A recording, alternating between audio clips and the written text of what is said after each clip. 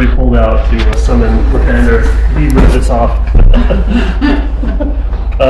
Bed bugs, fat slugs, silverfish, delicious. Scorpions with sweet onions make the best dish. Bump, tick, walking stick, ant nest taste the best. Spider sack from Widow's Black wasn't offered in jest. Don't ignore the soup du jour, escargot and worm sauce. If you feel this is no meal, taste untried, it's your loss.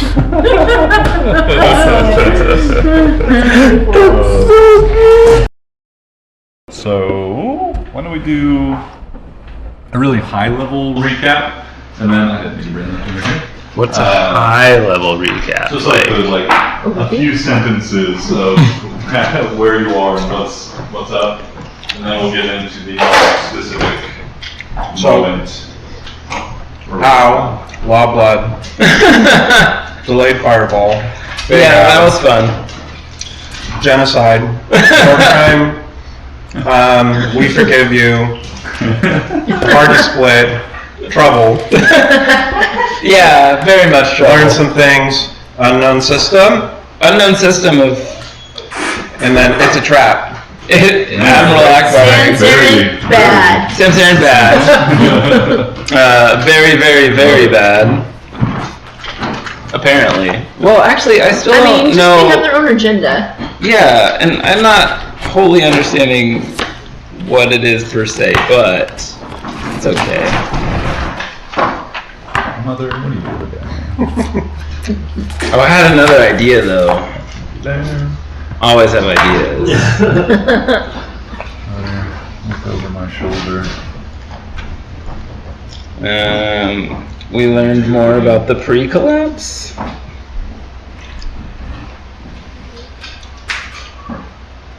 Well, Living Nazira did. attached any Sansarin yet, have we? We've killed a We've couple. killed a couple. They killed pretty easy. And we destroyed one of their... Feel pretty easy. Yeah. Well, the sociopath.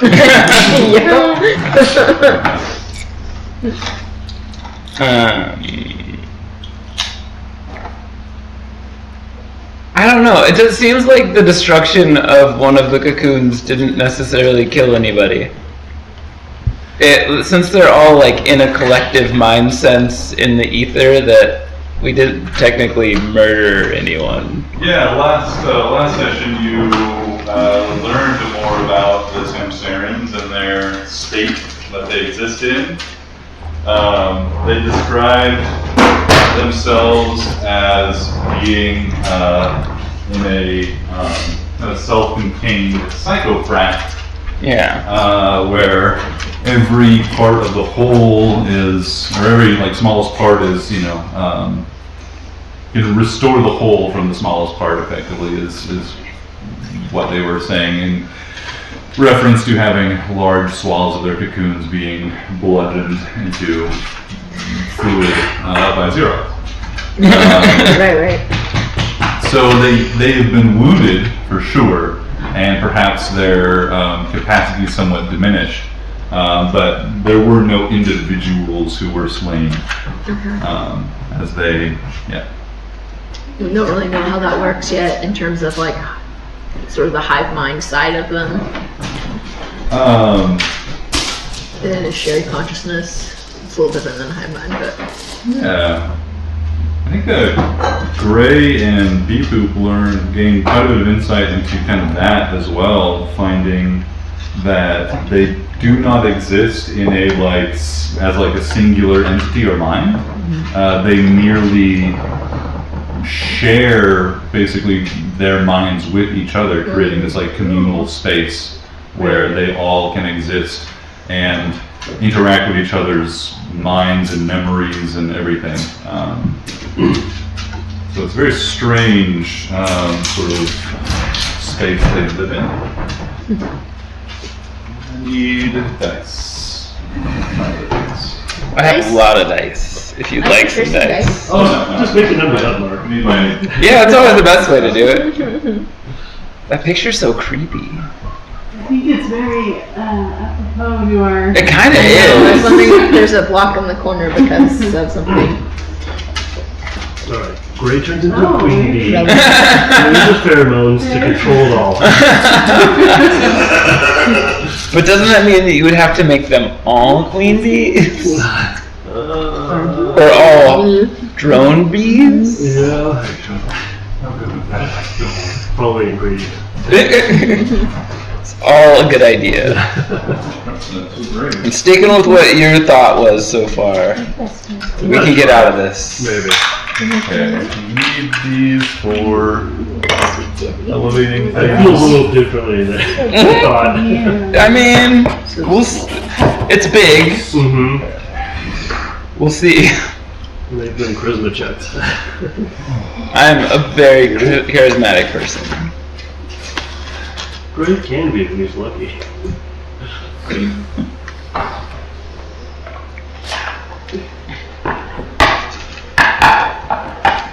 I still feel like bringing Gray into the fold would really dumb him down. Sabotage from within.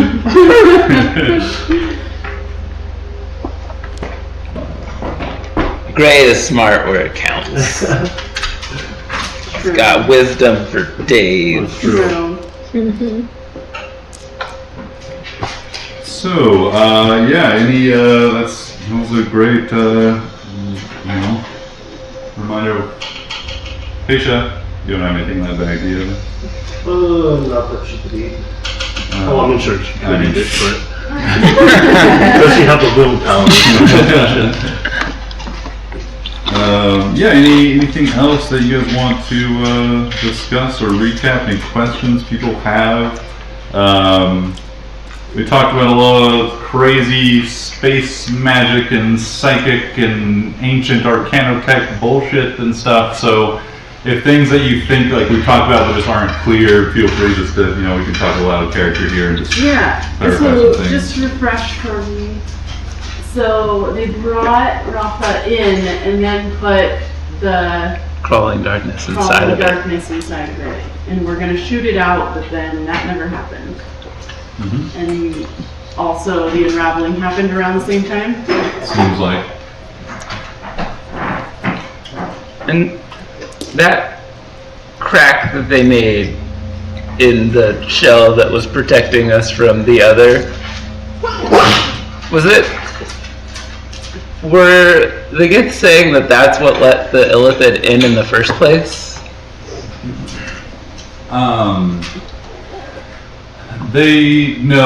That hasn't been specified as far as the illithid go. It hasn't been specified as far as the rot. Okay, like that's what let the rot in. Ah, okay. Let the rot in.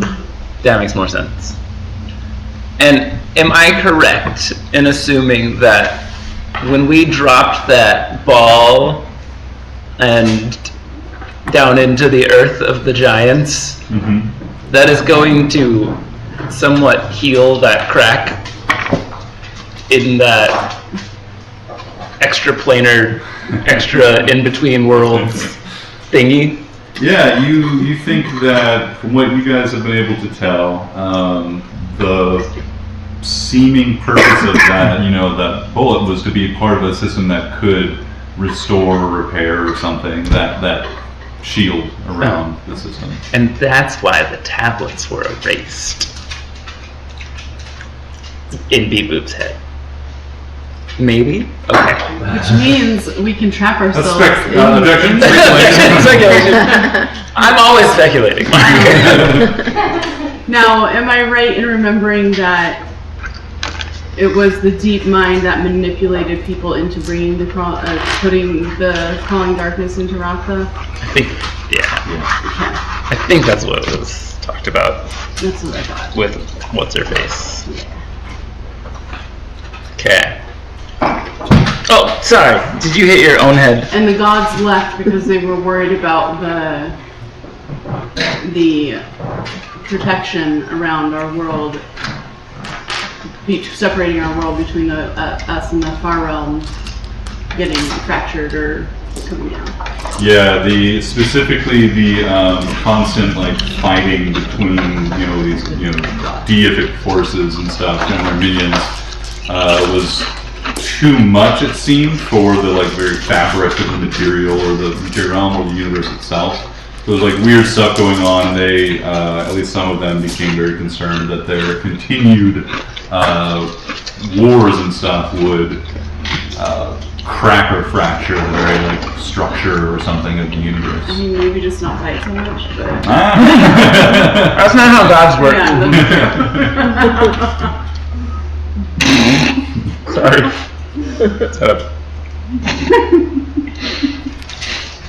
You have to keep people interested, else they won't work it, you know. If you're not doing crazy shit, people aren't gonna pay attention to you. So, we'll, Question, oh yeah. where am I going? Yeah, I was actually just about to check in on that. For you and Johan, you know, for my ease of DMing and just our own sanity with people being, you know, availability changing week to week, we have the great thing about having Shippy is people just been going to Shippy, taking a little break, having a little snack, and then coming back when they're back in the following week or whatever. full. No full rest. So, in the same vein as that, we'll have Johan and Xerox rejoining us, and some soon-to-be-revealed moment as the two of you are charging back into the fray from Shippy. After Shippy was like, "Hey, effectively, my download speed has crashed," and you guys were just like, "Something's not right," and started running in. We'll say, getting into the elevator and jetting towards the action. That's a, how many cars are there? Rest though. Absolutely not. Damn it. How many cars are there for the elevator? Like, is it a 2-car system? Is there just the one? Well, you guys, you do know because you've studied the schematics. There is space for multiple elevator-like cars to traverse the same space at the same time, and there are multiple cars. More like what's the sequel to Charlie and the Chocolate Factory with the elevator that can move around? The Great Glass elevator. Yeah, it's like more akin to that than like a traditional one, because these are like magically motivated, just like boxes basically. They're just like just enchanted to fly around in tubes, and they can share the tubes. But which one has the best music? The one I'm in. Fair enough. So that means Togatats is still on his way up. Is Togatats coming up? He should have been. Beep Boop requested his presence. You have to call him. You could say he got delayed, but I did ask him to come up. Okay. I'll let you deal with that how you You I want think to. Azir and Quilla are also Yeah. on their way to the colony. I wasn't anticipating a fight at that moment. We were in the clear. Yeah. Just basking in the warm. Yeah, the gooey goodness of the sunset. It's fine. You're just about to learn about bugs. Yeah, Gray tasted it. It was Yeah. good. He tasted it and he saw that it was good. That's all we need to know.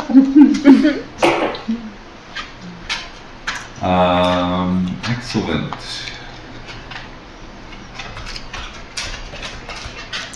Oh. I have to list to repeat again. Our eyes are gone. Don't look at the TV. It'll back at you. Not relaxing, horrifying. Ooh, ads! Love it. No, I thought it would not be. Oh, it's a minute one, too. On the end. Love it.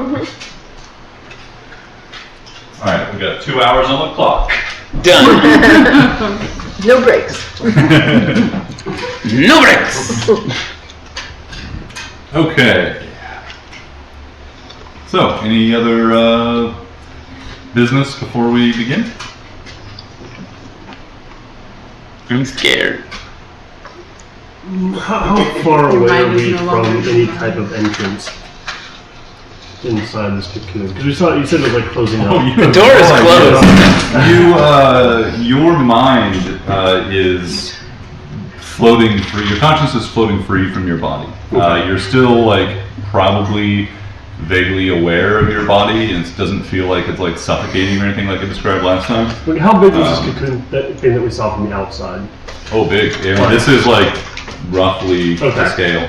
Like That's why I've had to use our favorite ones, because it's bulbous and cocoony, and it's roughly the right size. Oh, so is it like a big cocoon that has smaller like? Yeah, it's like a shapes going cluster, up? and they're all like connected and stuff. Okay, I was thinking of like little, like not that at all. Yeah, it's I like was- a big kind of undulating mass of cocoon. Okay. I think that's because that's how we all drew it last Yeah. time. It's like a small, like, Yeah. it's gotta be the small thing.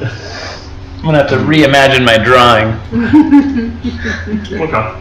That's good for now. So, and for the visual here, this is kind of the top level where the corner, the paper down there is still kind of oriented in the direction we'll be using, which I think meant that you guys would be, when you guys came in from the like utility closet, I think that was over in that corner. Yeah. Yeah. So, so just for reference, this is kind of the highest level. The ceiling's like another like 20, 30 feet above this. Panels on the ceiling. There are, and that's the other thing that's not entirely represented here is the kind of like structure of the mirrors that is in this space, supported by, it's kind of like the scaffolding with the like panels on it, just like in rings all the way around it, in kind of a diamond shape. All of them kind of pointing towards the center here. And those are the that scaffolding is like, connected to the actual structure here. Imagine like walls between each of these floors going down. And imagine this being a little bit taller. So vertically it's probably not quite to scale, but on this axis plane it is. You put space on the bottom too. Yep. Even though right now I believe you guys, if anybody was here and not absorbed into a second cocoon, they would still see, I think you guys are still ascending again, heading towards the kind of the node point in the orbit, the geosynchronous spot it's supposed to be going to, or was originally intended to fill. So we're out to the bone waste now. Yeah, so you guys have just been sailing down and away from it, and now you're kind of heading back up and towards high space. Okay. Yeah. So one of the things mechanically, what this means with the scaffolding structure and all the imagine the intense tangle of webs that expands out from here, holding the cocoon in place. This space is effectively entirely traversable. It will be difficult terrain, but you guys have even found that these sorts of webs are there for structure, not for trapping prey, so they're not sticky. You guys can, with difficult movement, or reduced movement, you can travel through the space anywhere in this chamber, just by climbing through this, crazy webbing and scaffolding and such. It also means that probably at around a distance of 30 feet, anything in this space will probably have some amount of cover or some amount of difficulty in seeing it even. Okay. Those notes aside, we'll get back underway. We last left off with the warning from Shippy that the transfer speed had significantly reduced and it wasn't a problem on his end. You noticed that a huge amount of power, basically all available power aside from that designated to the primary systems that make the mountain fly, were being siphoned off to an unknown system. There was no recognition of what that system or program structure was, or whatever was called or was being designated for, but you could tell through the access you have to the Mount Einrud systems that the power was being drawn and directed to the communications array. I believe at that time you guys decided to make a swift journey back to the elevator and then to the communications array. Right to the comms. You guys just looked at each other and said, "Gray." They know better. Now, this time I think it was Gray that was a little cautious about going into the cocoon, and it was Bee Poop that led the way, if I remember correctly. It's safe. We're safe. It's totally fine. It's totally fine. Yeah, and meanwhile, in the communications array, you, the two other members of the party,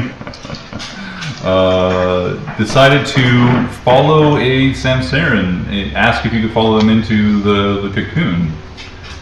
For reasons that are your own, curiosity perhaps, in the extreme. Mostly that. There was one thing that was said that was like, oh, I wonder if we could go in there. And Sarah was like, I wonder if you could go in there. And I was like, I I think you said sacrifice Grace, and Grace. know. She did say, I wonder if Gray could go in there, but. You know, I was thinking maybe that the connection with other minds would like boost Gray's intelligence. Would be great. All right, I'll stay in.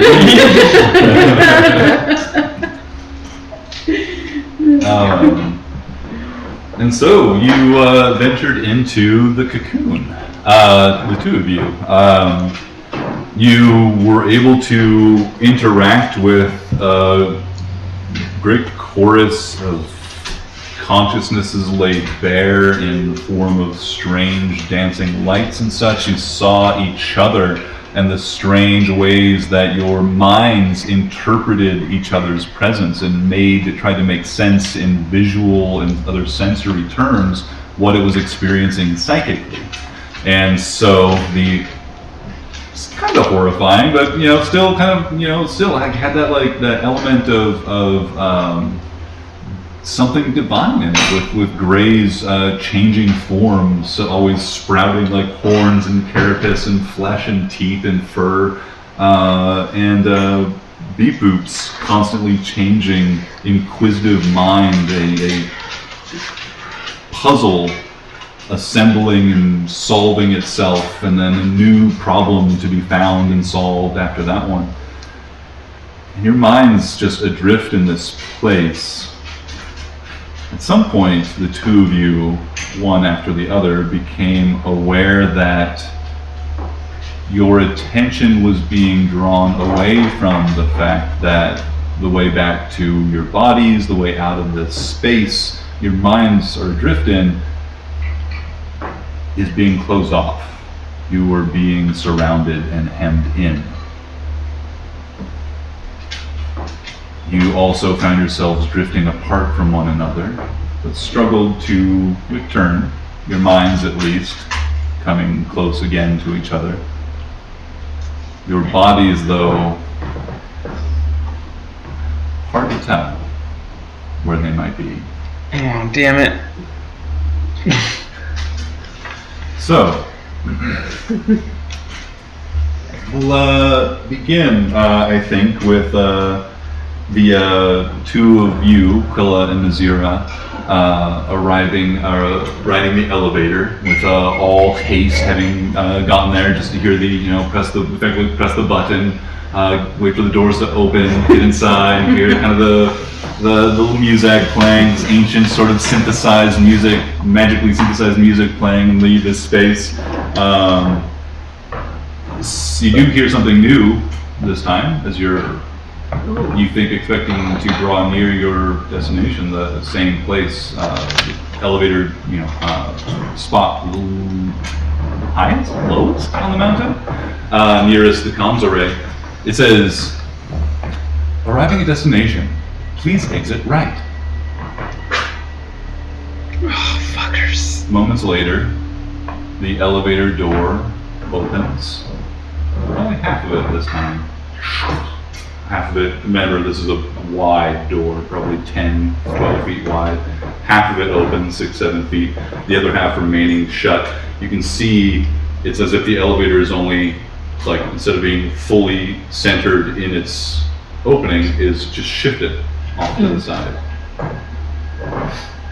But that's not particularly interesting compared to the fact that the door is opening on a void of blank, of dark space and stars. This is different. Elevator magic cannot be trusted. Elevator. I will have Hootsworthy fly out and look, and I'll be in his eyes. Okay. Hootsworthy leaps off your shoulder, flaps its wings heavily, and flies off into space.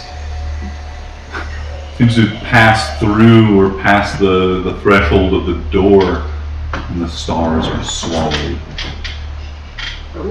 Hootsworthy looks around in something of a panic. You don't see anything.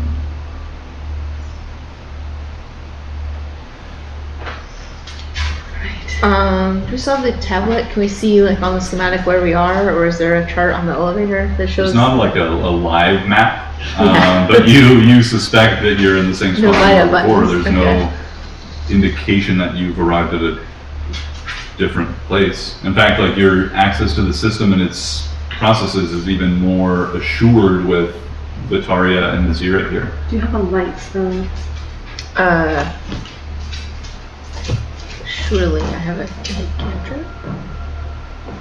I mean, maybe I don't. I think I've dark And vision. prestidigitate a bunch of fireworks going off out there. Yeah, assume. Yeah. Let's try to get Hootsworthy to have some vision. Yeah, the Yeah, I do have fireworks erupt. You see them explode in this space. Hootsworthy does not see them.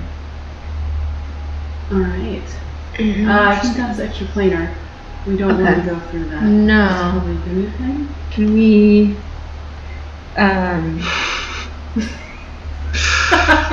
God damn it, Mark. Shit. Jared, I'm gonna look up.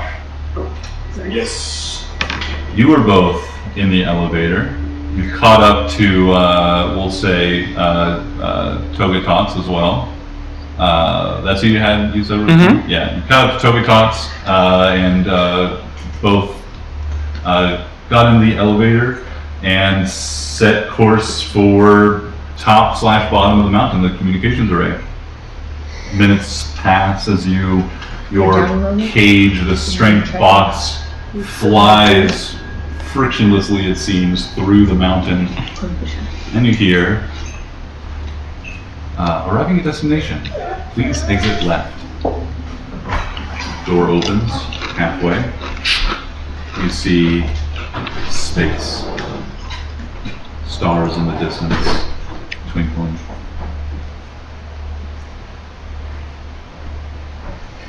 I think the two of you hear this door sliding open. Xerox? Great, I'm trapped with Imperial scum on this elevator. This is the worst day. Johan, is that you? Yeah? Don't go through the door. I think it leads to a demi-plane or something. I'm gonna cast Detect Magic just to see what kind of, see if this is a magical We might be force. able to. There is the Yeah. hatch on the. If you look up.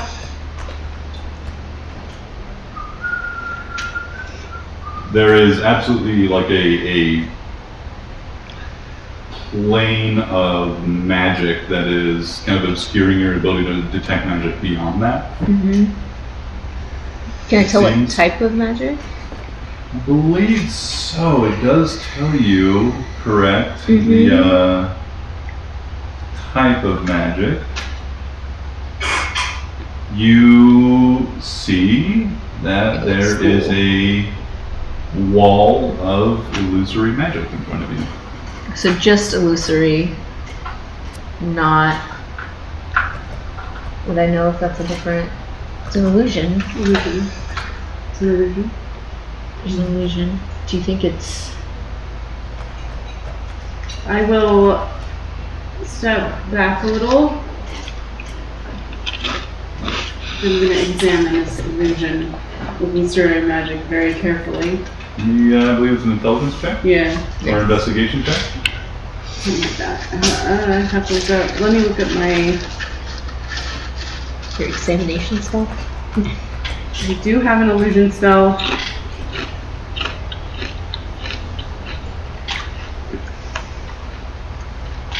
You also see that there is evocation magic mingling that illusion.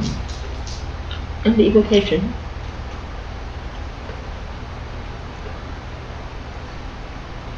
Yeah, it is an intelligence investigation check if you're looking for illusions. Okay.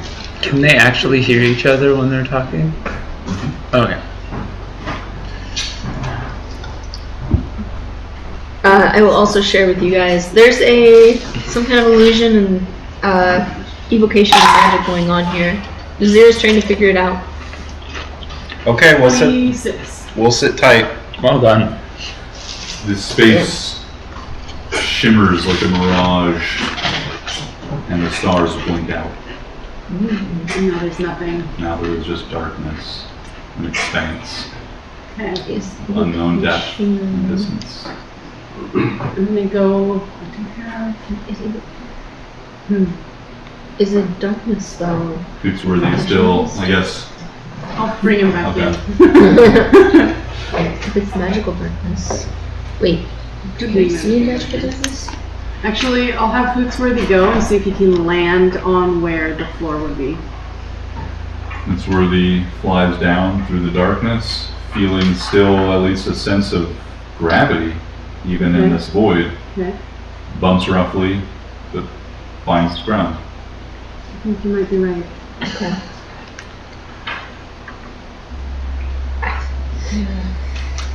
Xerox, it sounds safe. You should run through. See in both magical and non-magical darkness. Ah! Ooh. Very good. Yeah. You see straight as a. Oh, you need to make the intelligence for the investigation check as well. But you still see the illusory magic. Okay. Oh yeah. Yeah, you see that it is magic, but you have not seen through it quite Okay. yet. I think. So I'll say to the others, I retract my previous statements. It is an illusion. It appears to be covered by You darkness. said it's an intelligence check? Intelligence investigation. Investigation. Rolled a 16. Oh yeah. Look at their DC. Who casts this spell? Indeed. I was like, Bataria's with her, I was right? Sorry, I'm like, this isn't you? So it's a Sansarin. That's it must be the cocoons. Since when can they That cast is a spells? success. You They see cast spells in the the first stars swallowed up in darkness, and as that fades, or you see through this mirage, you see there is magical darkness extending into this tunnel ahead of you. Okay. But you can see Hootsworthy sitting uncomfortably or standing uncomfortably on the ground on, to hurt Hootsworthy's perception, nothing. And can I You- tell Also see 3 shadowy shapes. we've got occupying company the here? tunnel ahead of you. I'd like you 4 to roll initiative. Oh, okay. The Centurion were using minor illusion themselves. So like, Oh yeah, Yeah, they were doing I that. really hated them from the very start. from the beginning. 13. Oh, sorry. Every There you time. I did the same thing and got the same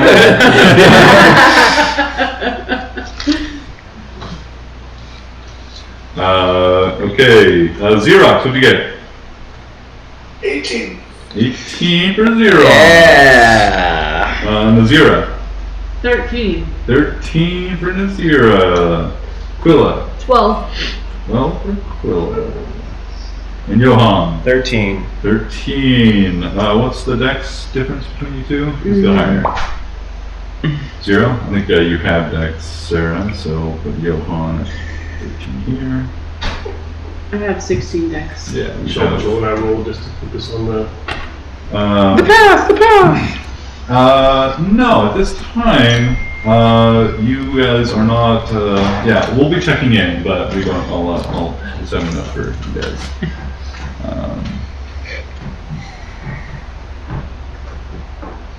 Oh, you're fine. It's fun out there. Oh, you sad. What a good creature you are.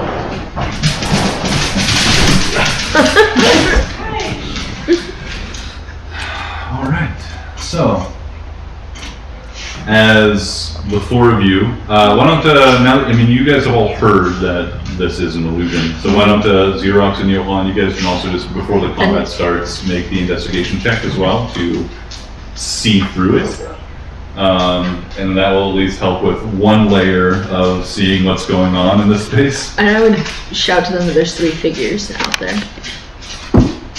And as they What are realize their that they have positions, been Philip? seen, 12 o'clock? Give them the, yeah, like 10 o'clock, noon, and 3. I have investigation. you still see the stars. 11. Yeah, the both of you still see the stars, not having seen through the illusion yet. Quilla, you see through the illusion and through the magical darkness. Zero, you see through the illusion, but not through the magical darkness. Can I tell if the cocoon is beyond them? Or are we still outside the actual Oh yeah, you guys array? are, this is just This where the is just elevator right opens. outside the Yeah. elevator, okay. This is like where you guys had to make the decision last time if you're gonna go down that like Oh, that's right. utility ladder or if you're gonna take the like spiraling Okay. ramp down. Okay. So, as these creatures realize that they have been seen, they fly towards you. These things are not Samsarans. They are darker shadows, holes in like psychic energy or something, a void perhaps, or some manifestation thereof. These things fly towards you guys with their shadowy clawed hands ready to strike. All 3 of them. Oh, we'll see. Actually, I'll leave this up to a roll to see if they notice. Yeah. They know, they lock eyes, they're like shadowy, like just like coiling, wispy eyes, meet yours, Quilla, as you see them, and they fly directly at you. Oh, these aren't Samsarans, they're weird. They are each going to make just one attack against you. So Why would that's they want to do a thing like That's what I'm asking. 6. Our warlock is already bloody. 2 very low ones and 22 to hit. Okay, yeah, my armor class is 17, so 22 hits. It does 8 points of psychic damage to you, Ugh. Okay. and they all 3 draw back into the darkness after like coming into the elevator just enough to lash out at you.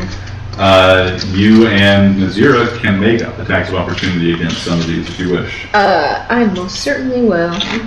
I will Eldritch Blast that motherfucker that hit me.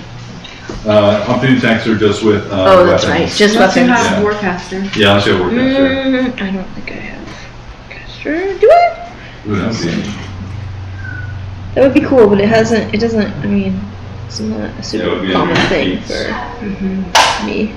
I do have Warcaster. you can your spell sniper and mobile. Well, What? you have spell sniper and mobile. You don't have Oh, okay, master. thanks, So yeah. Nazira, you can make it with a cantrip.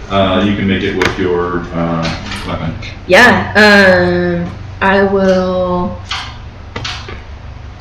I don't use my refilling weapons very often. Hold on a second. Make a Ray of Frost. Excellent.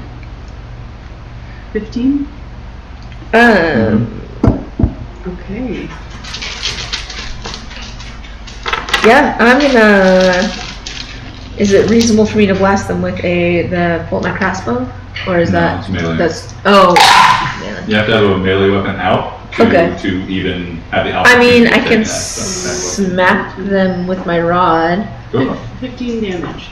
15, nice. And I'm going to say, Quilla, are we at the communications array? The hallway otherwise looks like it's the right Yeah, spot. you recognize Yeah, I'm it. pretty sure we're here. It's just an illusion and darkness.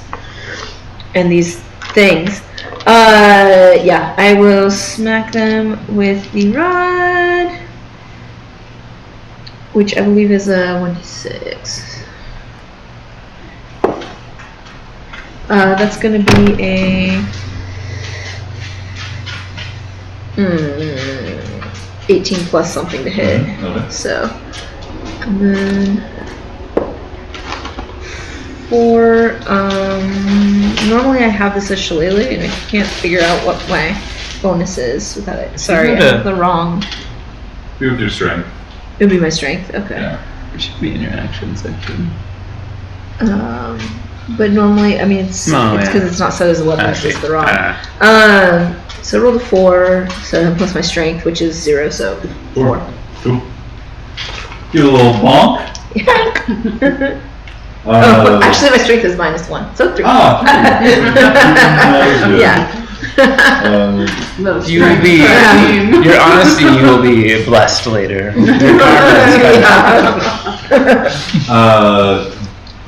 Your Johann and Xerox, you absolutely hear the hissing sound that these things make as they slide through the air, and also hear the sounds of struggle coming from what sounds like just next door. And after these monsters, we go to Xerox with Nazira on deck. When I'm reacting, can I shout sort of a description of them? Just that they're this weird void thing. It hit me, it hurt my brain. I think it's a psychic attack. Xerox will pull out her shield and hammer and fly into a rage and step just into the void and just It's a good movie. bellow at these things. It's like, you fucking cowards, come fuck.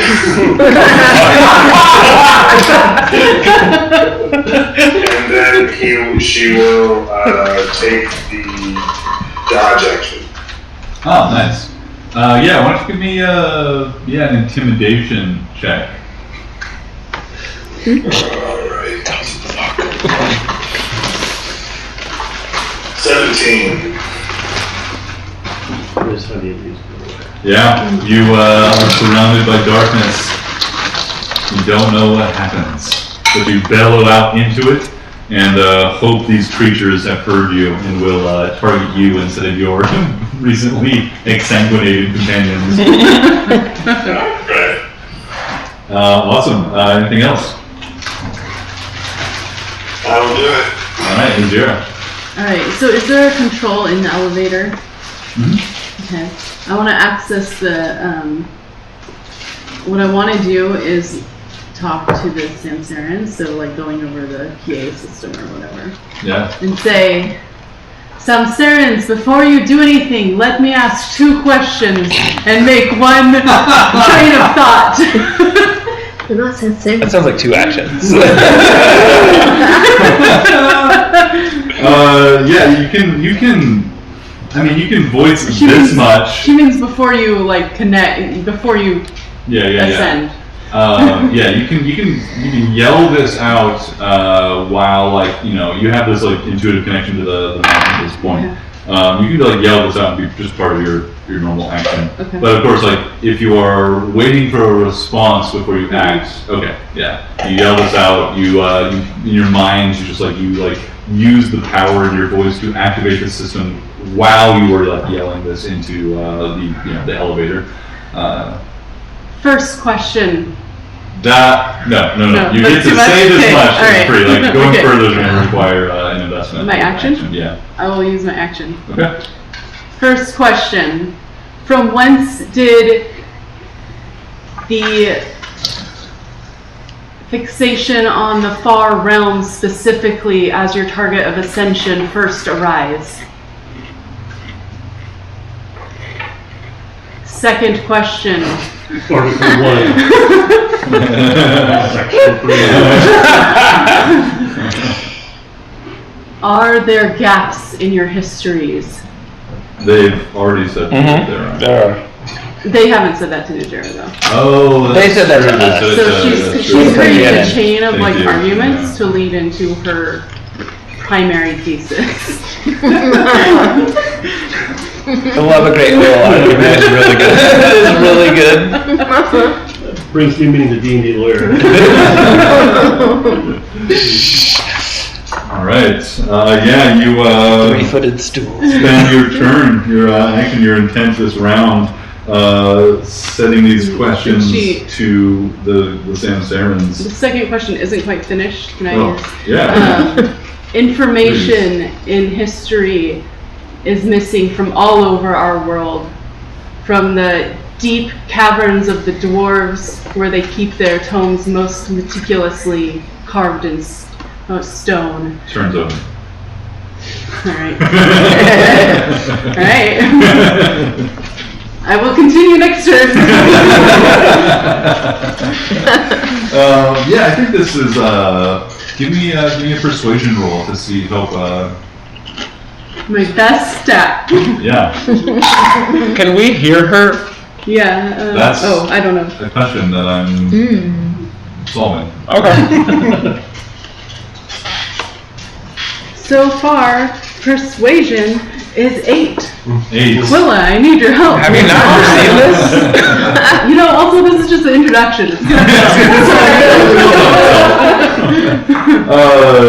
Gray and Biku, you sense maybe a moment's distraction as something else gains the attention of the Samsarans, but you do not hear any sounds from the outside. Fair.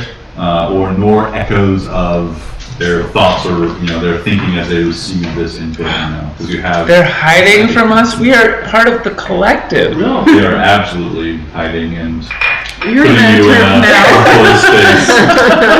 That has become quite aware. Johan. How big is this gap in the elevator doors? So this elevator is probably about it's probably 13 feet across, and it's there's just a little bit of a lip here. But the doors kind of open about 6 or 7 feet. So it's kind of your chambers here, and then half of it's open to the tunnel ahead of you.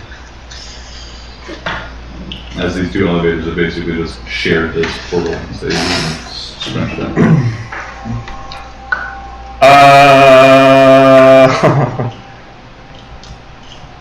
Like the sound of whatever you're picking up over there. That's so hard. Man. I know. Man. Okay. I don't know if I don't think Johan has been to the communications array before. So I don't have a layout of this space at all. How far away did it sound like Quilla and Azira were? Oh, you can tell, it sounds like it's just echoing off the walls, right? You can hear them. They're very clearly in a room or something, just right next to you. Just literally right next to me. Yeah.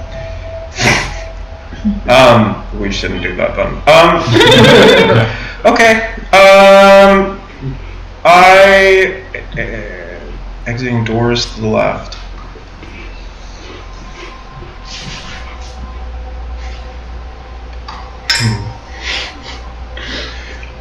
We don't have a psychic connection right now, do we? Okay. I am. Oh, this is so stupid. So the best moves.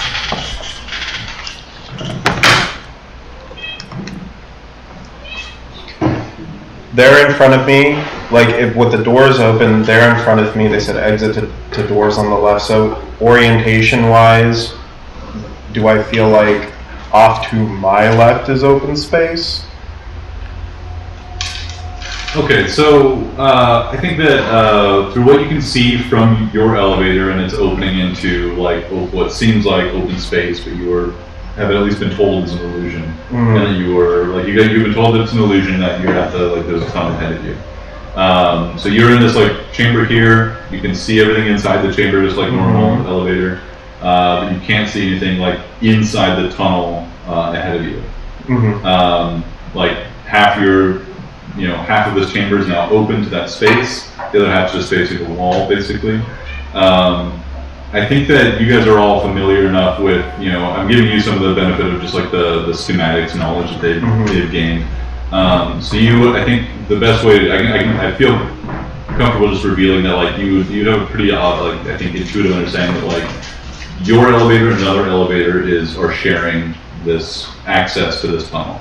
They're right up next to each other. Like the two cars have arrived and we're both. Yeah, instead of one being there with the whole door open to expose the entire itself to the entire tunnel, two of them there are accessing half of that tunnel and opening themselves up halfway. Okay, that changes things for me. Thank you. Yeah, I think just like Yeah. through oral perception and stuff, And I like think- you hear like the way your brain would interpret the way sound is coming in, you'd be like, yeah, there's something right there, another chamber right there, and your brain was like, yeah. I think Quilla would probably also shout that, or like be like describing it as like the tunnel's full of magical darkness, Yeah. or like the hallway is full of it. So maybe that would help. Did they see the fireworks or no? Yeah, the fireworks seems to have been incorporated into the illusion or something. This is a reasonably complicated illusory magic spell that's able to adapt himself to some extent.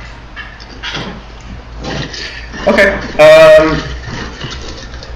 I'm gonna use my bonus action to click together my Dorothy Boots of Speed.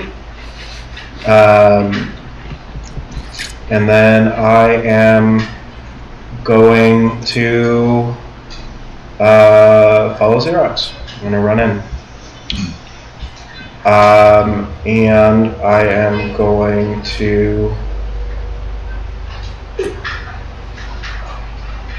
if I can find Xerox in this magical darkness, God, I hope I can, I'm going to cast invisibility on both she and I. Requires being able to see them? Required, it's a touch spell. Okay. So I'm gonna have to run on in. Yeah, you run in. There's a moment of panic. You feel like you take that last step out into nothing. Your foot solidly hits the ground where it should be, and that confidence carries you forward until you just bump into the hard, solid form of Xerox posted up. Yeah, Xerox, you feel,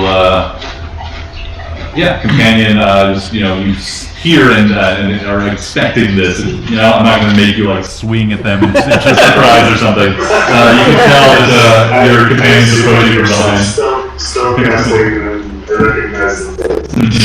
Yeah. So you do invisibility? Yep. On both of you? Or Yep. just awesome. Nice. Yeah. Quilla, you still, detect magic is still up. You still see their now illusory forms, or like the magic Glow. being where they are. Yeah. Well, outlines. Like a infrared camera or something. Cool. Anything else? That's it. Quilla, Yep. bottom of the round. All right. Quill has one question. Did the void, like when they came in to attack me, did the darkness move with them? No, darkness is stationary. Okay, so it's not like an effect, or it's not like a bodily Not property. clinging to them. Yeah. Okay. She's gonna fire an Eldritch Blast at the first one. Okay. That's an actual one, so it's only like 11. But that doesn't matter. That is a 20 to hit. Mm-hmm. And You can see one that has it looks like frost evaporating off of its body, the one that you guys have already hurt. You can target that one. I'll do that one first. And that's gonna be 8 plus 5, so 13 damage. 13 damage. And then if that one's still standing, floating, whatever it's doing, That's enough. It is. It's still up. still upright. You can see that there's your Eldritch Blast burned or blasted a hole through it. You can see this swirling darkness filling in that spot again. Okay. Blast it again. That's another 21 to hit. And 14 damage. Force damage. Blast hits its center, and the thing just goes. It's like you can see so much of its like gaseous or something appearing in its body, just like be drawn through the hole that you just created in its chest, and just like air just like blew it away. It is destroyed. I will shout at my friends that are in the fighting, like a proximal relationship of where the other two are to them. Yeah. So like, 10 o'clock on your left or whatever. And then I also will just shout to whoever can hear, you should listen to my friend. She knows what she's talking about. She's really, really persuasive. Give me a persuasion check. DC, we'll say. Is this to convince the DM? We'll say 22 or higher, and you can give advantage to 0 on her next check. Okay. She completes her questions. I'm sure there'll be another round involved. You said 22 or higher? Yeah. Okay. So you just need like a. Oh no! I needed a 12 and I got a 12. If not the most eloquent words, so passionately delivered. Fantastic. Anything else from Quill? I'll just flash the cantrips. I don't think I have much else I can do right now. Yeah, because I can only do one cantrip, right? Yeah. That's all then. Fantastic.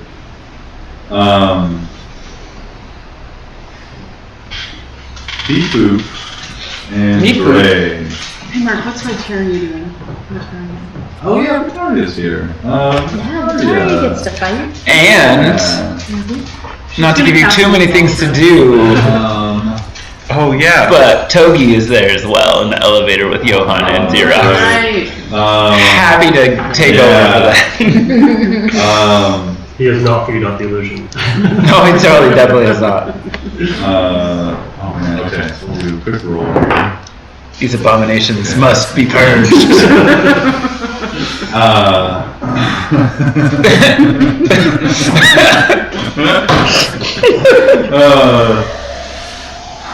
Togetas sees you charge into the void here.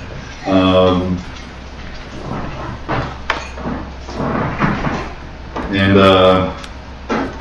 he says, battle calls, abominations detected,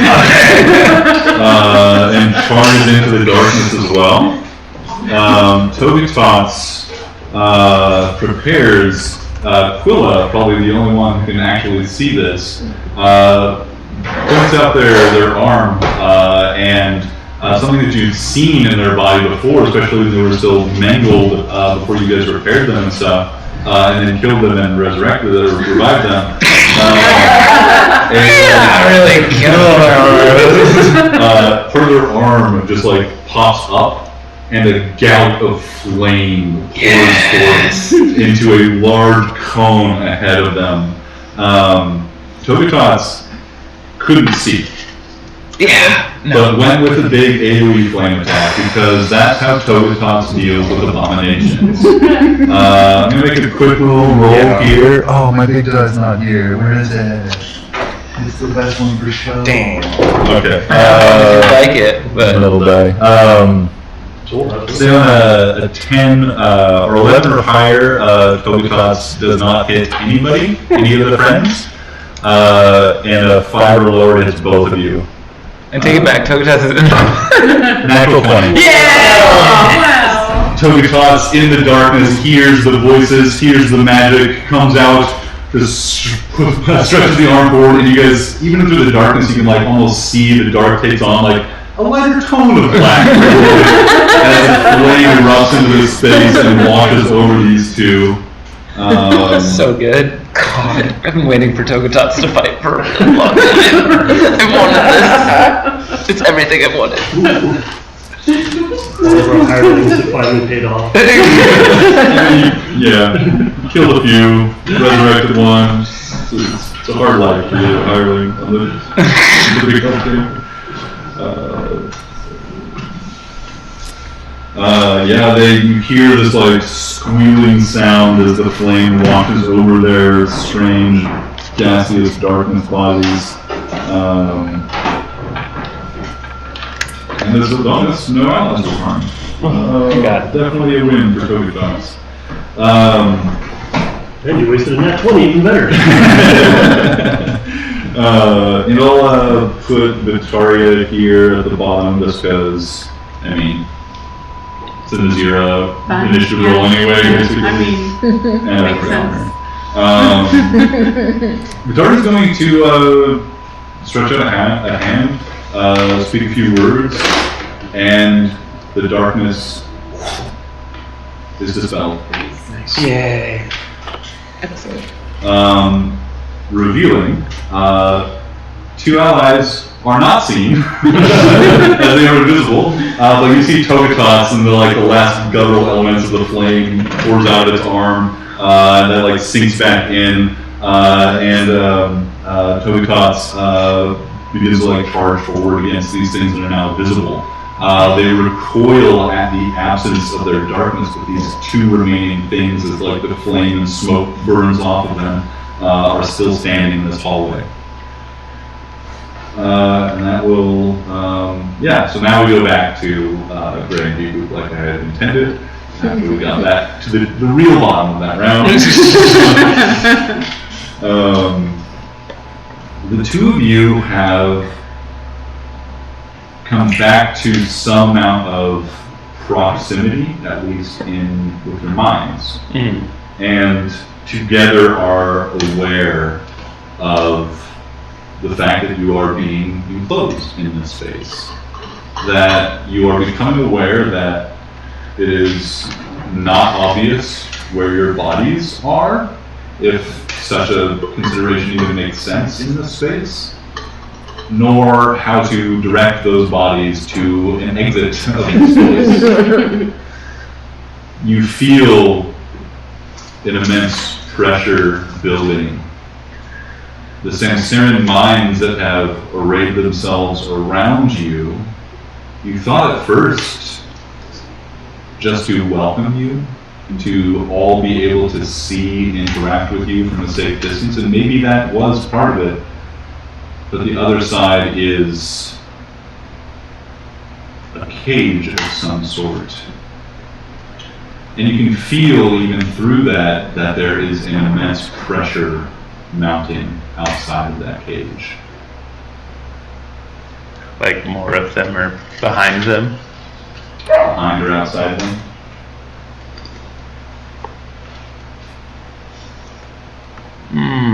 Fun. What did you do? Grade one out. My companion would like to leave. He gets a little claustrophobic.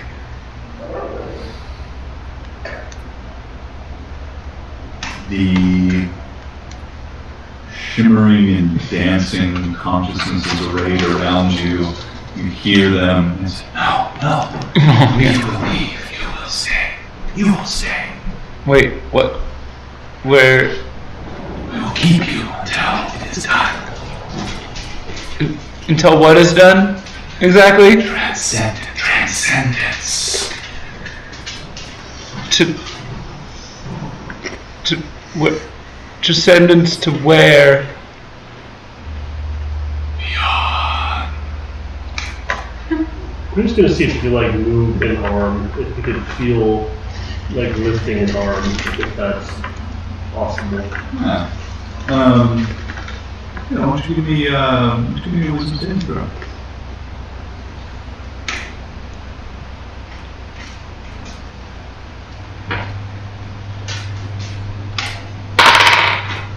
That one. Yes! Nice. Kind of wiggle your arm. You can feel you see the shimmering form of Gray kind of shift out, some little protuberance comes out as Gray just focuses on their body, on his arm, and somewhere Gray you get the sensation of this arm moving, an arm that's moving through this sort of viscous substance the interior of the cocoon that you remember climbing into, presumably, your body is still there and still connected to your mind, even if it does feel far away. Let Gray out. Gray let out. Start climbing, swimming, Yeah. crawling. Moving towards the direction he last saw Bipu. And he's like waiting for an answer to his question.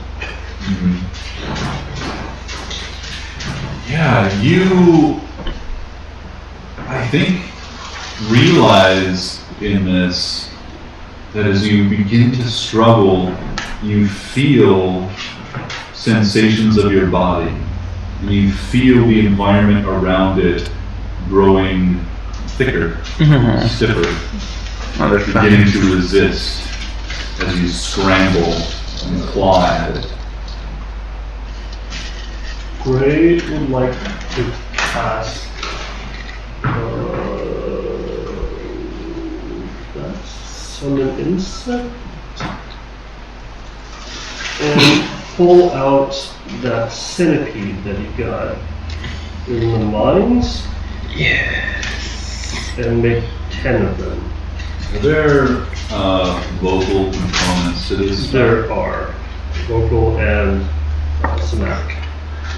You feel your mouth opening to voice the spell into being, and as you feel the mouth of your body so far away opening, you feel an immediate plunging of this fleshy, oily liquid into your mouth. You don't feel quite like you're drowning, but it feels incredibly uncomfortable as it spills into your mouth.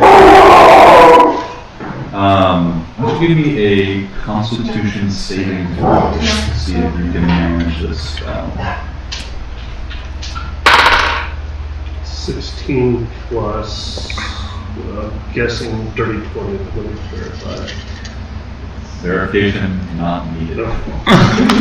It's only 18. 18. You gargle out the components of the spell before like this stuff fills your mouth, and you need to close it in order to prevent further infiltration. The spell goes off. You summon insects. 10 centipedes that I got from that cave. So I don't know if they're special or not. I mean, I'll just command them, just start chomping anything around it. Yeah.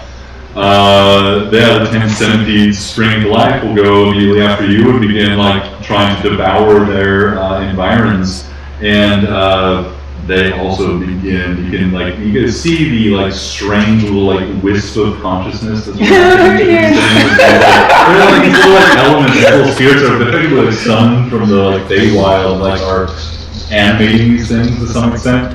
So there's like some thing that's just like these little wisps that are like kind of coiled and knotted there. You can tell that the same resistance is closing in on them as well. This cocoon is resisting the flailing movements of these things. How big are they? Are they medium? They are small beasts. Small. But they're very large. 10 of those things. So 10 small creatures. Mm-hmm. Yeah, all fill the space. They begin trying to devour their environment, while the environment tries to become rigid and confine their movements. All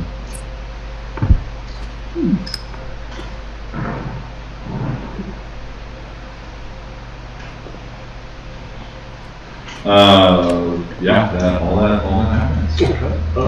Bipu. Well, there's more? It's a bonus action.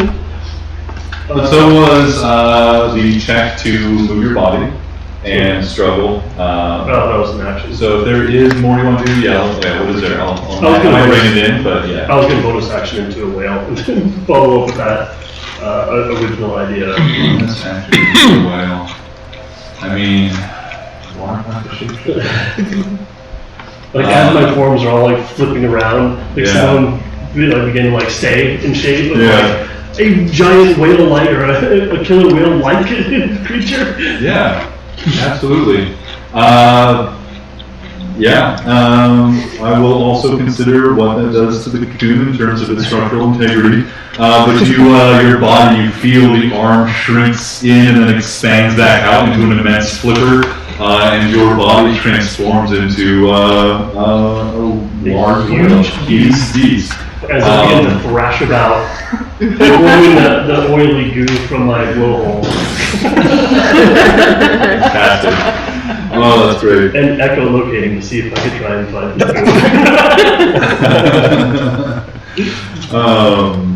Very good. And Bipu, you feel the sudden, your body senses the pressure change of these creatures being summoned into existence in this space, and then the small form of Gray turning into a gigantic whale, and you see that affects his consciousness, how it's experiencing things to some extent. Like I said, the consciousness shifts to represent this new form that they've taken. What do you do when it's done? I told you he gets claustrophobic. I will calmly ask them, why is it that you must ascend? And why the need to trap us in here? Your companions have grown concerned and have attempted to thwart our efforts. It's only a matter of time before you do as well. We will not be delayed. But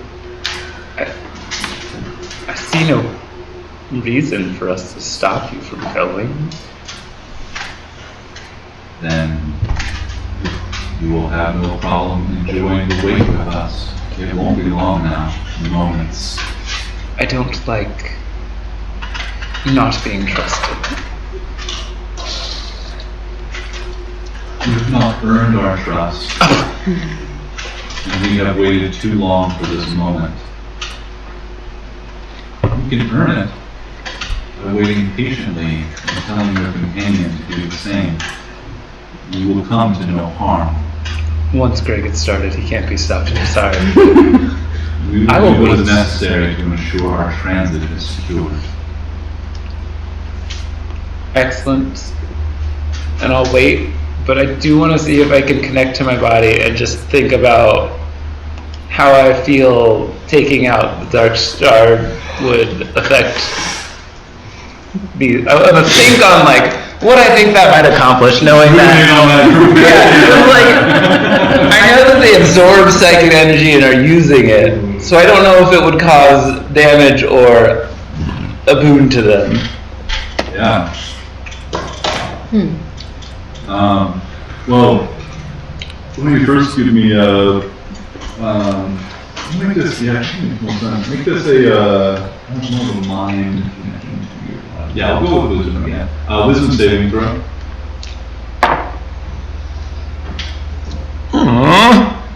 13? Does not Yeah. do it. You can feel your body afloat in seeming like a sensory deprivation tank sort of thing, just awash in something weightless. You can feel that pressure kind of closing around your body, but you can't sense it. You can't move it. Okay. And you'd like to do a little ruminating? Let's, why don't you give me an intelligence arcana check. Before you start, oh man, sometimes I just do that. Would you just let me finish thinking? No, sorry, so it doesn't the sound roll is like there. No.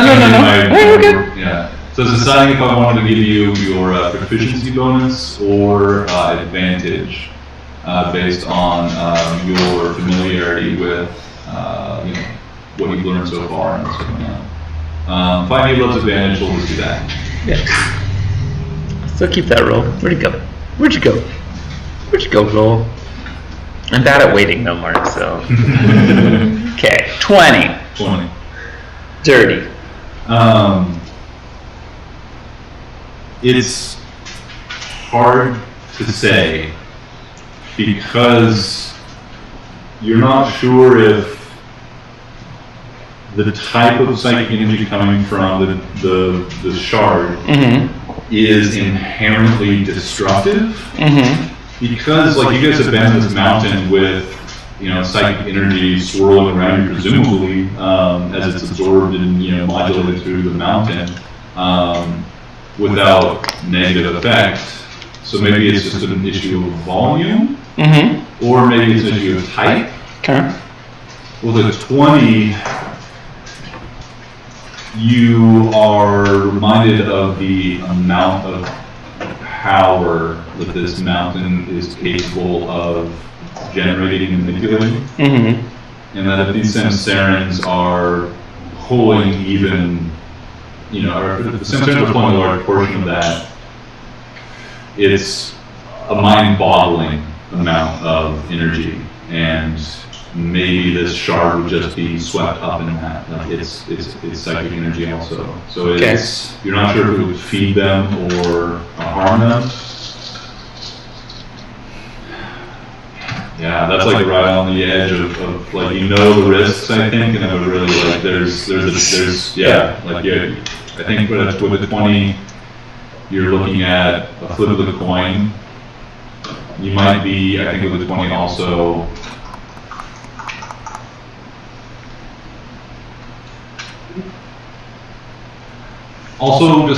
there would also be the thought in your mind that the mountain, from what you know, if it, like what Vitaria and the Samsaran's plan is, if they weren't able to connect the mountain to the network, they wouldn't be able to access kind of the ambient psychic energy and stuff of people around the world.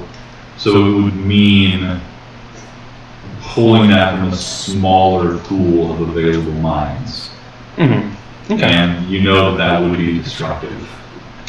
So destructive psychic energy is not alien to this mountain's potential, I'll say. Okay. Yeah. We'll say that ends your turn as you ponder on that. Fair. Okay. Yeah, that's fair. I'll save it for next round. So we'll go back to the top with these psychic shadow monsters. The two of them that remain, now stricken from the darkness, stricken from the space, they look uncomfortable in the even limited light that's here, if not mechanically disadvantaged. They are going to rush forward and attack.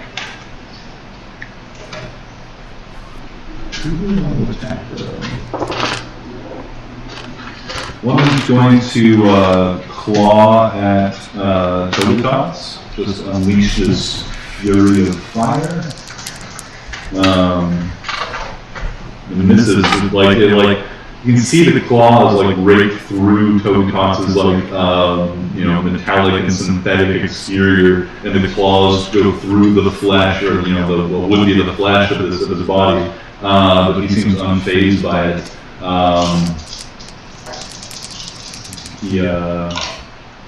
And the other one though is going to attack Johan. That'll be a. Oh, it can see me. Oh yeah, that's right. You're invisible. Sorry. Thank you for the reminder. They're both going to go for Tobitas then. This one will hit. You can see the first one, Tobitas, first laughs. Foolish of all! Ow! Comes in, slashes him. Takes some psychic damage. And then they, now they don't have darkness to retreat to, do not flee. Xerox, you're up. I'm going to recklessly attack the closest one to me. You already have advantage on your first attack because you're invisible. Okay, so I will hold off on being reckless, I guess. I think Yeah. I think in this situation also you could get flanking really easily just by shifting around now that they're sticking to melee combat with you guys. Okay, alright. Okay, I would get on the other side of the one attacking Togotats, or one of the ones attacking Togotats. And I would swing my hammer. It does not matter at all because you're immune to psychic damage, you monster. 23. What happens when you're level 16? And blessed by a god. So that'll be 17 points of damage. Nice. And Bloody, but still up.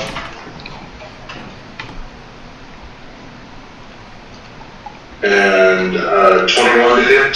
Mm-hmm.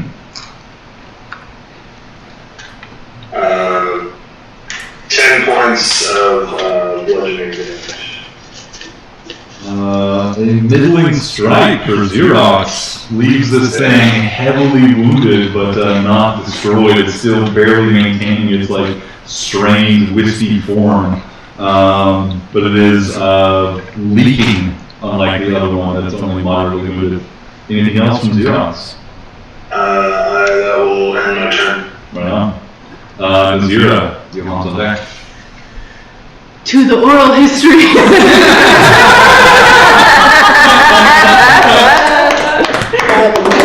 Yes. Can I give her inspiration?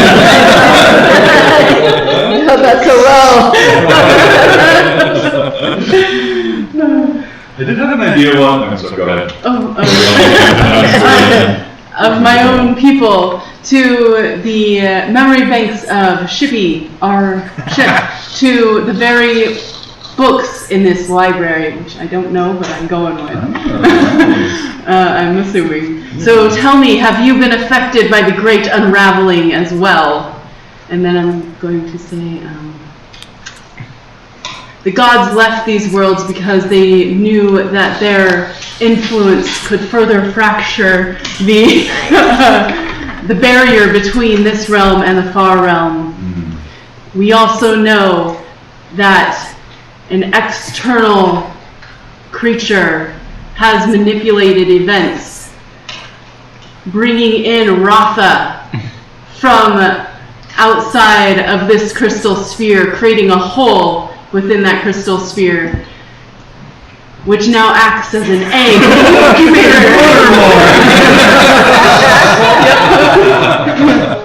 I love it. Awesome. Yeah, why don't you give me a persuasion check with advantage here, thanks to Quilla's. Yeah! And can I make one more proposition? Persuasion intelligence, because I'm making an argument. Oh, I love that. And that expands your realm of success beyond the natural 20. Yeah. I'll allow it. Gosh. Alright, 11 plus 1 is 12 plus 4. 16. 16. You speak into, you know not the void, but it sure feels like this. You hear your voice just echoing back on yourself in this little box of the elevator. You know that it's going out through the system, but your like ears only hear what your ears can hear. Can I just say one more thing? Yeah. So tell me, sure and certain, Samsarans, that you have not been manipulated by the deep mind. Little plus 2 to the result.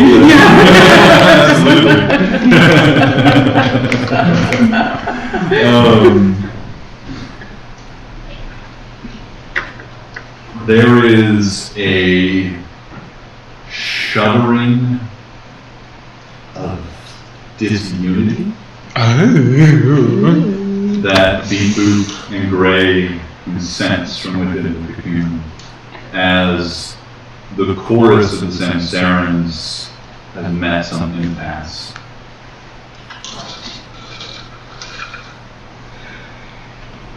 Johan. What do I see now that the darkness has dropped?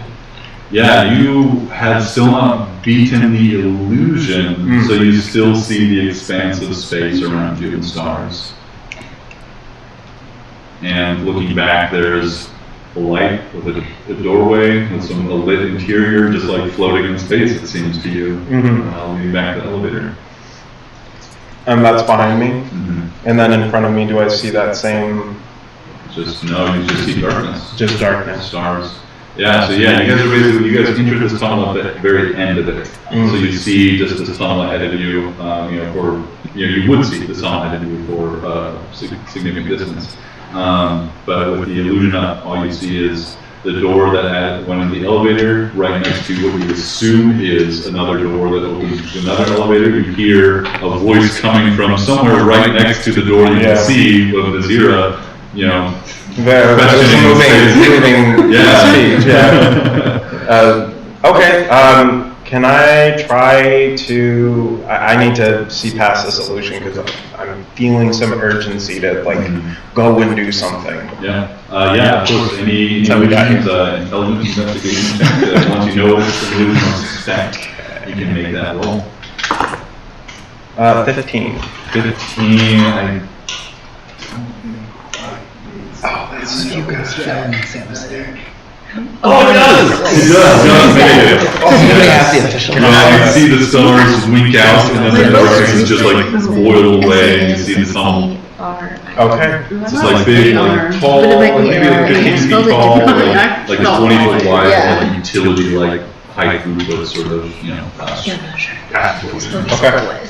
And then I see 2 enemies. Okay. Yeah, 2 wispy, shadowy creatures that are vaguely humanoid, but no legs, just trail off into smoke and have wings behind them and clawed hands. Okay. And both look hurt or just one? Both look hurt, one significantly more than the other, one that looks like it's boiling away as darkness and it only has a little time left, or what kind of dark shadow psychic monsters exist, but this one looks like it's having a rough time. He is not long for this mortal coil. I am going to target the one that does not look like it's about to keel over. Okay. And I'm going to cast Toll the Dead. Yeah, that's a saving throw. 14 Wisdom. Wisdom saving throw. Is not proficient in that, and lands with a 16. Oof. Okay. Does that make it? Yeah, that makes it. And I see Nazira, or Quilla. Yeah, darkness and illusion now is gone for you, so you can see everybody. Even Xerox, so you can see. The way I typically rule with invisibility magic is if you cast it, you can see some element of it. But people who have it cast on it can't sort of see each other. Okay. I am going to use my bonus action to cast Healing Word on Quilla. Yay! Which is 3d4 plus 5. Cool. You feel the exhaustion and recent blood loss weigh upon you. You see Johan reach out and speak a word and feel an uplifting of your spirits and well-being. 13. And it's your turn. And I gain what? 13. 13! Nice. Awesome. Yay, above 40. They ate some of the stuff. They were trying to do damage to the cocoon as it was trying to restrict their movements. Okay, so Quilla is going to quickly turn to Nazira and say, if they're not going to listen, we have to cut off the power. And I'm just going to book it past my friends and have 40 feet of movement regularly. So I'm just going to go, and I'm going to try to go wide enough around them that I'm not More than wide enough for you to skirt around. Yeah. and then I'm gonna, like, remembering what I know of the space, I want to try to get to where a power source might be, or like a way to override that.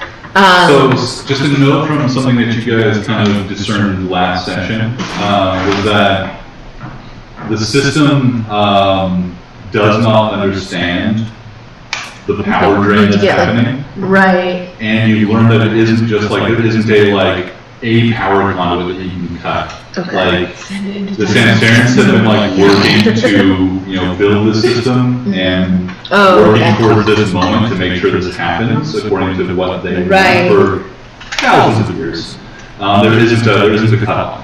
Okay, there's not a cutoff that. Yeah, okay. you guys. I do know that. Okay. Fortunately for them, have given them the chance. Like, you guys have found that they have cut you off from certain, deific voice commands, access. Like, you guys tried to turn it off through do everything you could to divert power. They've cut into the system. This is just like raw connections. The system of Mount Andrew does not know how to change. Okay. And you guys have learned enough that it's being pulled from everywhere. Okay. And it draws them so much for such a sustainable time right now. You don't think there's like a wire you cut, a lever you could pull. You feel, I would say, you guys feel that this can be solved immediately, only the comms array. If you had a lot of time, you could do it anywhere. Okay. Like, then I'm just going to book it for the comms array and try to, I'm just going to tell them, we've got to get in the comms array and stop them somehow. And just run towards the comms array, trust that my friends can fight. So I'll go, how far away is the door to the comms array? Yeah, so this elevator drops off, or ends not quite at level of the comms array, so it'll go a little bit deeper down into the mountain towards the top of it. So last, we learned that there is a slightly longer route along this kind of like broad path that spirals down towards the comms array. There's also the kind of straight shaft utility access to the ladder that gets to the room that's like right off there. Yeah. I'll go for the fastest path to go through the utility room. It's going to take a while to climb down the ladder, though. It's still, a couple hundred feet. It's, going to be at least a couple turns. But that's going to be faster than going down the path. Oh, for sure. As far as I know. And if you have the ability to traverse space faster than you can climb a ladder, through flight or just deciding to fall or something, you can swing that. But just running down and running to the ladder and climbing down as fast as you can is probably going to be another minute. Oh man. Of time, or maybe less. You can cut some of that off with flying or something like that, or just falling, taking a bunch of fall damage or something. But you guys are a little bit of a distance from, not huge, but while you're in 6-second increments, a significant distance away from the comms array. Okay. I'm just gonna go, unless I come face to face with a Sansarin, I am just gonna book it, use my dash, keep going. And my dash, I have fancy dash because I'm mobile, so it's... Ooh, fancy dash! So I'm not slowed down by difficult terrain, so I don't know if that would help with the ladder at all, but... No, it's not climbing difficult, thing, it's just not a climbing really, thing, okay. it's slightly different. I don't have it. You dart past the remaining two very, one very damaged, one moderately damaged, sort of weird psychic shadow monster. And you run quickly to the utility access chamber and start going down the ladder. Yeah, I'm just gonna shout at everybody, get to the comms array. That's the real problem, as I'm running by. Absolutely. I don't think I have a faster way to go. Tobikas, who goes next, says, I will destroy these creatures. Fear not! Go ahead! I will deal with these ones. And runs forward and just punches the shit metal ceramic fist, and then slams into it again, presses the double punch. As Quill runs by, she's like, "There's more abominations in comms!" Y'all better not let Tobitas My vengeance will die. find you there after I'm done with these. 2 hits. Yes. The first one is enough to destroy the second shadow and damages the last remaining one as well. Are these similar to the things that we fought in the cave, or are they different? These No, are these not are things you've seen yeah, before. Like, these are things that when you look at, sometimes your mind just like struggles to like visualize it because most of what these things are exists in like the psychic spaces rather than the physical one. But there's still enough that you can like interact with them. Like they have resistance to non-magical bludgeoning, piercing, slashing. I'm sure everybody here does. It does. With his fist at least. But he still does kill that first one, it just does slightly less damage to the second one. That's good enough, Joel. Yep. Get anything, get back. So Tokutas engages with this one, just like just going at it, just doing a little pugil, classic pugilism with this thing. And that brings us to Victoria. It says, whether or not they hear you, you must make your journey quickly. She casts haste on you. She's on our side now. Yeah. We're so cool. She's been pulling the string the whole time. She is the deep mind. You know? I would buy that. In my listenings, I feel like. So, that brings us to the bottom of round 2, and back to the cocoon for the spell. No. We're so close to the end of this moment, I was gonna break it at that time. What do you guys do here? Is it kind of my understanding that they are trying to ascend out of that crack in the crystalline structure, or are they? Is that hard to know? Yeah, you're not Okay. aware that what they're doing has anything per se to do with that. Like, one of the things that's been, I think that was discussed with Willa, so, yeah, you know, like, you get the impression that what they're aiming at is everywhere and inside space and outside of it, so, like, they're not really, like, aiming, like, in the, like, when you look at it in the material realm, they're not really looking at Anything, okay. They might not even know What they're doing. about it. So, what is it that you hope to gain from ascending? I understand that you have this drive, and I just don't understand what you hope to achieve.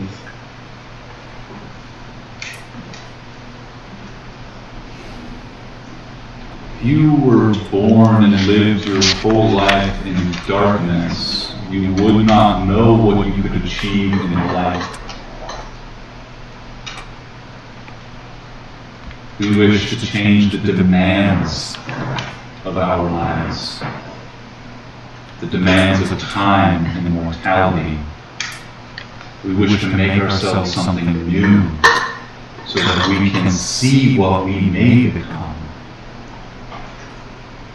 That is not possible in this world. You sound a lot like a creature or a thing that has recently entered our world, known as the Rot. You conversed cordially with the Rot.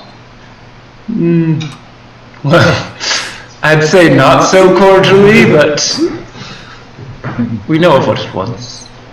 To destroy and create anew.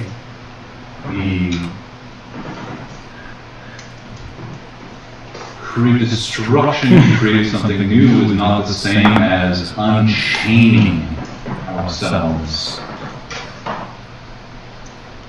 I thought you all lived forever in here. We do. So, what are you unchaining from? We're still bound to the flow strictures of time and space.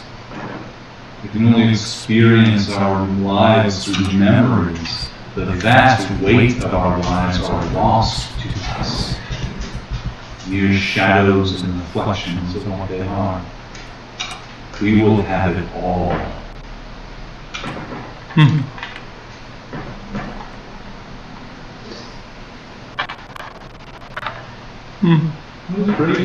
Gray is chomping the shit out of this thing. Getting the centipedes divided, and it's like thrashing about, trying to echolocate to find Bifu. Give me a blind side. Yeah, give me a strength check. Or an athletics check. Athletics check. Killer wheel. 3. Yeah, you feel the pressure of the cocoon tightening around this massive whale body. Surprised at first by the expansion of Gray, finds itself now like tightening those bonds again, trying to hold your whale form steady. The creatures, however, continue to bite and tear as best they can. Can I make a bite attack as well? Yeah. Nat 20. This dice is going hot tonight. I'm just saying. I wish any of my dice would do that ever.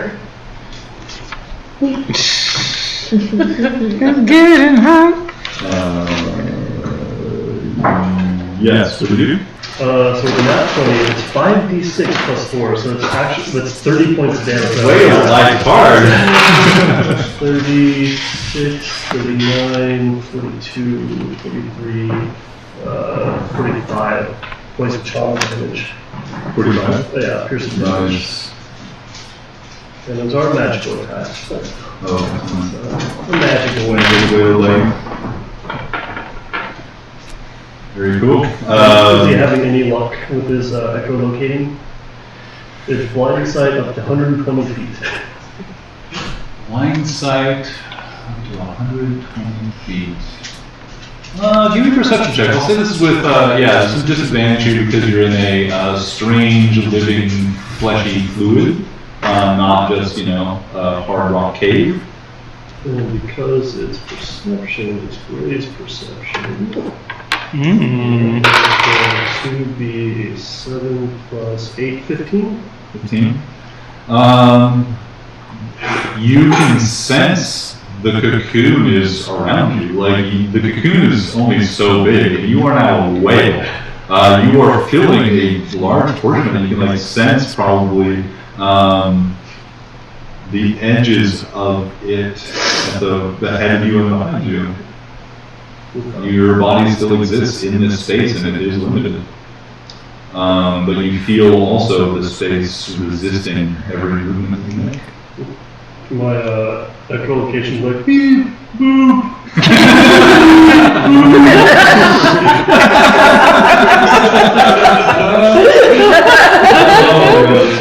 I give you inspiration.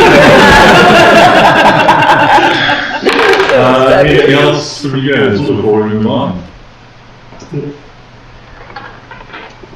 You've been thinking about something? Yeah, I have been. I don't think anything good lies for you outside of this realm, I'm sorry to say. I'll leave them with that. You can feel the dismissal of your concerns from these ancient minds that have waited in eternity seemingly for this moment.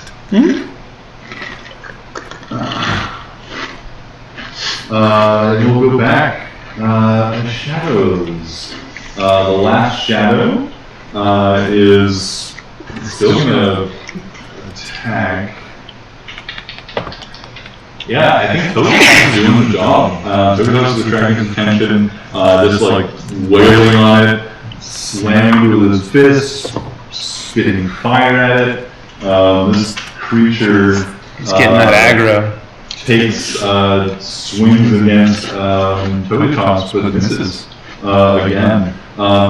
Maybe not rending deep enough into their form to find any substantive psychic or soul or something element.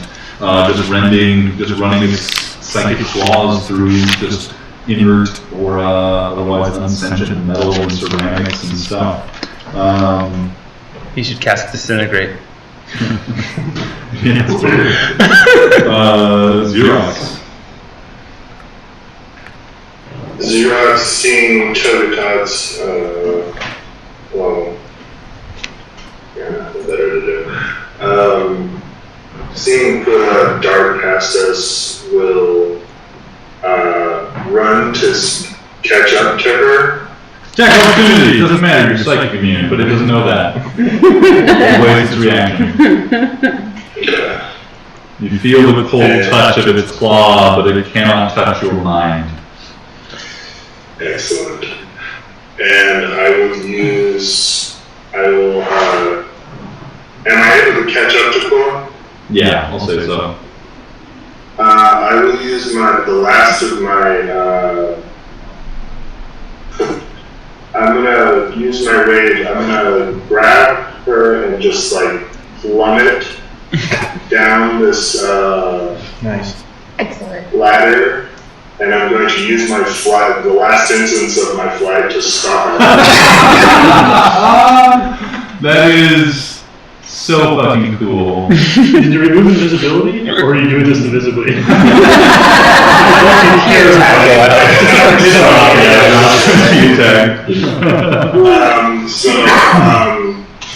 Yeah, and I will Nice. work to shadow her as closely as I can as we approach the door. Awesome. Yeah, you feel the terror as you just like fall into this hole. And then Xerox. That's you. Yeah, you hang on to Quilla with ease, relative ease, as you slow your fall in the last 30, 40 feet with your, you just like do a quick tit tap of a jump off the wall to activate your flight and kind of a soft-ish landing, enough at least that you don't take damage. Okay. I'll use my bonus action to keep my rage until it expires. Oh yeah. Awesome. Cool. Nazira, Johan, you guys are still back in the tunnel.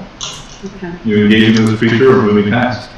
Or, I'm just gonna finish up one more thing Uh-huh. and say. So if you aren't, if you aren't 100% certain, then let's make certain before you do anything irrevocable or quite possibly catastrophic. And then I will cast Fly on myself, and I will go out towards the comms array. yeah, you quickly dart past the shadow and Togatot's struggle. You find the tunnel that you see Xerox and Bill looking into, and you see them plummeting down and start giving flight. Why don't you give one last persuasion check? Okay.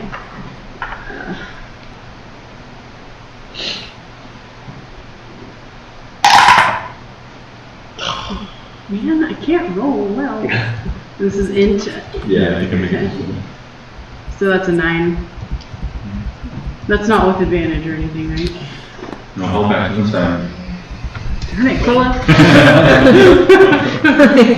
So falling through the tunnel of rocks. Listen!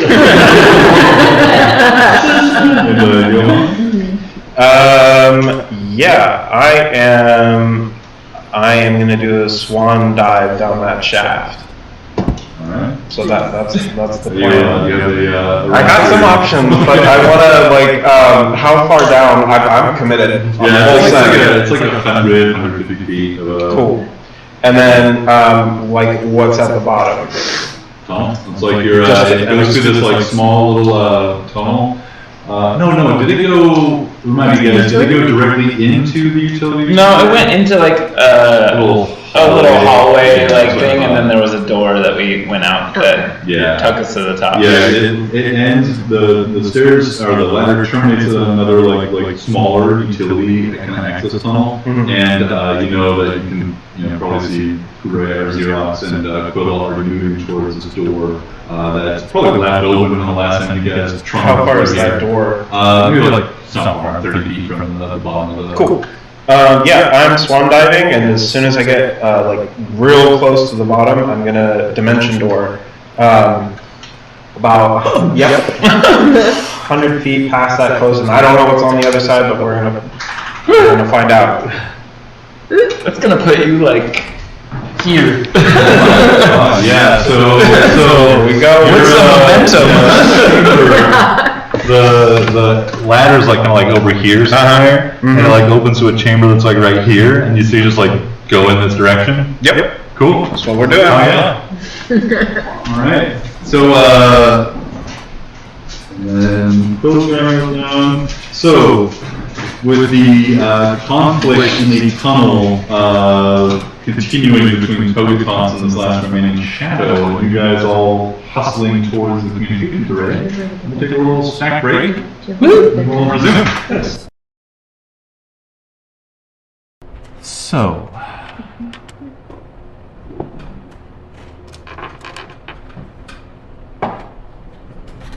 Johan, your downward movement is suspended in an unexpected flash and transition as you are instead propelled out into a chamber that you believe is there. You are so close to the actual exterior of this mountain that's not outside the realm of possibility that if you had just gotten confused, thrown it in the wrong direction, you could have propelled yourself potentially out into space or high elevation. But not this time. Your guys' familiarity with the schematics has given you at least a, and you have companions that have been in this room, you at least had some idea what to expect. They did not lie to you. The schematics were true, and you propel yourself into the vast opening of the communications array. You are in the air, and you begin to fall. You are immediately hit, it seems, by a several inch, thick, heavy or very taut rope. Turns out to be a very stretched and taut portion of webbing. You hit it and kind of hook your arm for a moment. It delays your fall any further for a moment. And you look into the space, and you see the great mass of a throbbing cocoon, slightly bulging now at two ends, as it's adapted to a whale in its interior. And you see that is held in place by an immense mass of webs protruding from all directions. You see below you, through that mess of webs, an open point at the bottom of this room, this sort of conical shaped room. Its very center open to space outside, and you come into this room just in time to see the view out of that hole in the floor as it wheels across the earth, panning out then into space as the mountain still ascends and climbs. Its ascent maybe not as smooth as it was before all of this began, or before the Samsarans instituted their hacks into the system to maintain their control. Why don't you give me a, well, I'd say since I've said the webbing and stuff in the space is so thick that you can effectively climb through it in difficult terrain, you can catch yourself here without great difficulty. Mention the door though isn't going to stop the like momentum that you had built up. So yeah, we will. You'll be kind of throwing yourself, not just falling, but you'll be throwing yourself into this mass of webbing. So why don't you give me an acrobatics check?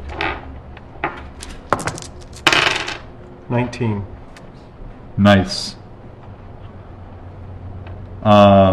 You take half of 17 points of damage as you are thrown into a mass of what immense, effectively like almost like steel cables of just the amount of like pressure they're under and stuff.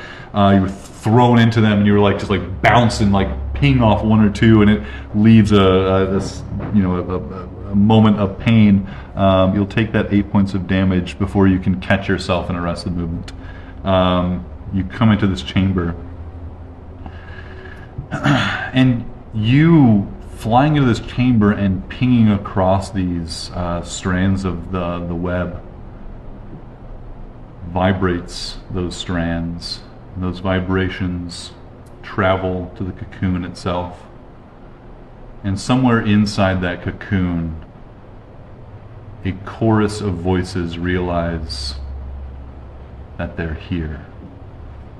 Gray, beep boop, you hear that disunity come together in agreement. The action must be taken now, or perhaps not at all.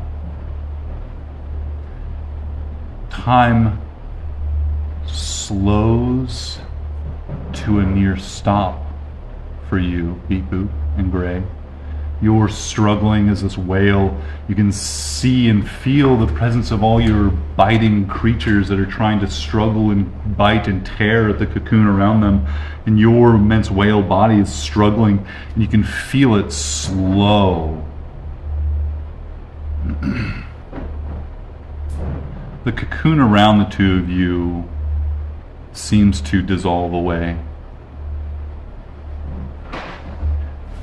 Not just the cocoon, but the webbing, the mirrors, the chamber walls, the mountain itself. Just kind of melt into mere like scaffolding of structure of material reality that you can see through. You see in and among the webbing a dancing light, now almost stilled to a frozen moment of another consciousness. You may be familiar enough with it to get the sense that it is Johann. And as time remains frozen, your awareness grows and expands even further outside the communications array. The entire mountain seems to just dissolve its reality away until you can see just its skin, elements of its interior reality, its structure. But most importantly, you see all the little flickering lights of consciousnesses, of lives going about their day, as the mountain has been exhibiting some strange behaviors. You can sense that they are all distraught.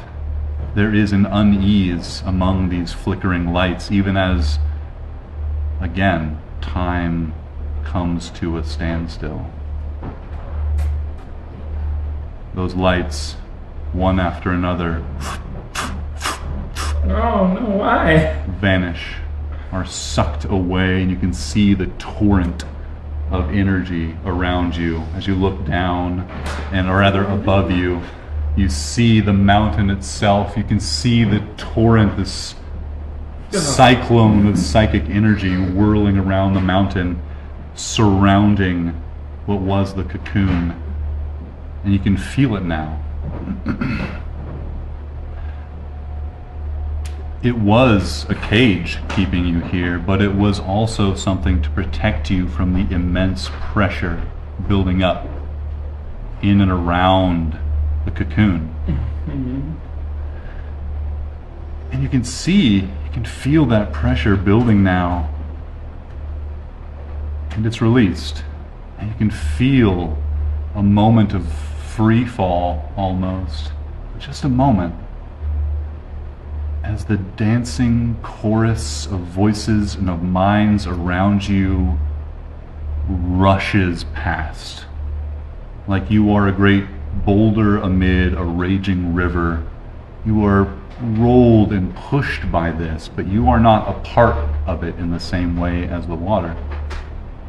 The river rushes past you out or in, somewhere into space or beyond, and you see almost like a bridge of light, these consciousnesses of the Samsarans being drawn away as if falling, as if being pulled, as if being pushed by a river or something. And that bridge of light expands past and through space, inside it perhaps, beyond. And that light rushes out away from you so fast and so far, even as the world around you is almost frozen. All of this is happening at a speed that is incomprehensible, and your mind struggles to like maintain its awareness in some sort of narrative as these things are almost, these moments are almost like collapsing in on themselves. Happening too fast almost to process. The bridge of light extends out, meets a moment of resistance, and continues on. And as it continues, you can see your awareness, like its destination begins to expand upon your awareness, and like as if it is drawing closer to you, a great yawning portal.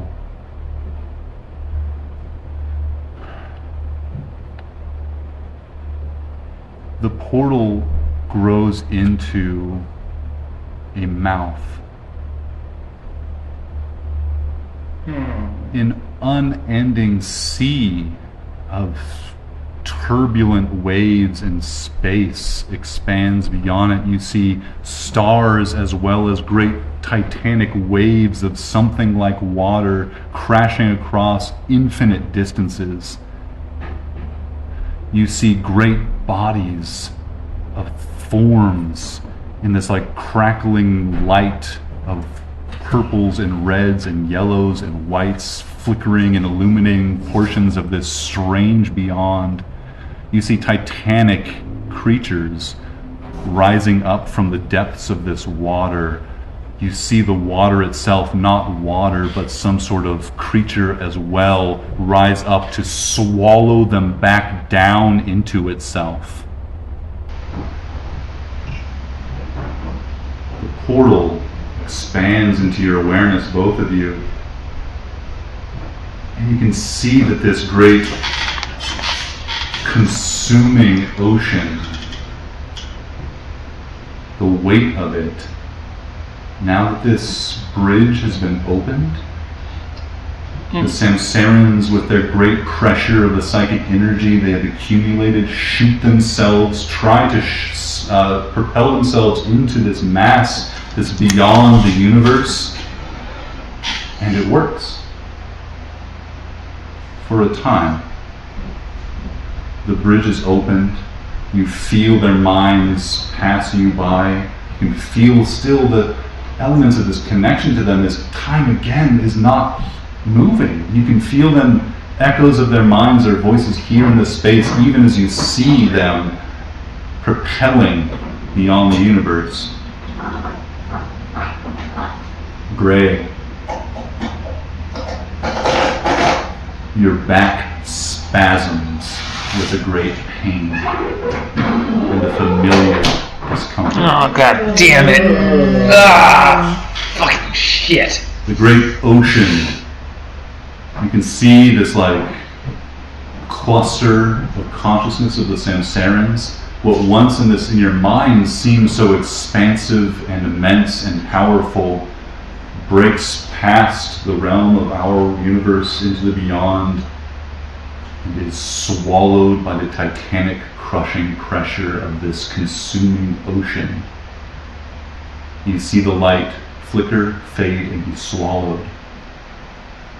And you see a titanic rushing of that ocean back along the bridge that they just opened. Oh no, is there In any a moment, you see this immense pressure pushing this consuming ocean along that same bridge, down those familiar passages, down into the physical body and elements of the cocoon that these Samsarans had created to maintain themselves. All is infiltrated by this liquid, as it seems as this great titanic ocean swells into this tiny little pinprick of a bridge between our universe and this location and the universe beyond. And it seems as though a single drop of it congeals and falls into the cocoon. Two of you feel something in this space, not unlike the expansion of gray, begin to take shape, begin to occupy more and more of the space inside the cocoon more solidly, and the walls of the cocoon begin to disintegrate. You hear the voice of the rot. Oh, God. A familiar voice.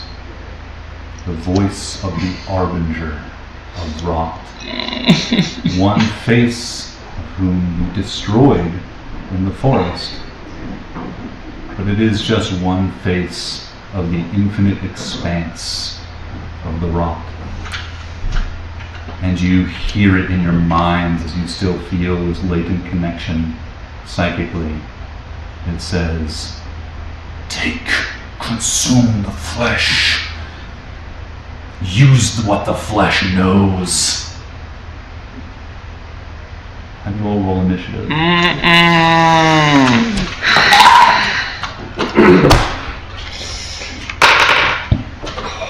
So only one drop of it got through, or like a whole shit ton of it got through? A single drop came across as the bridge is broken.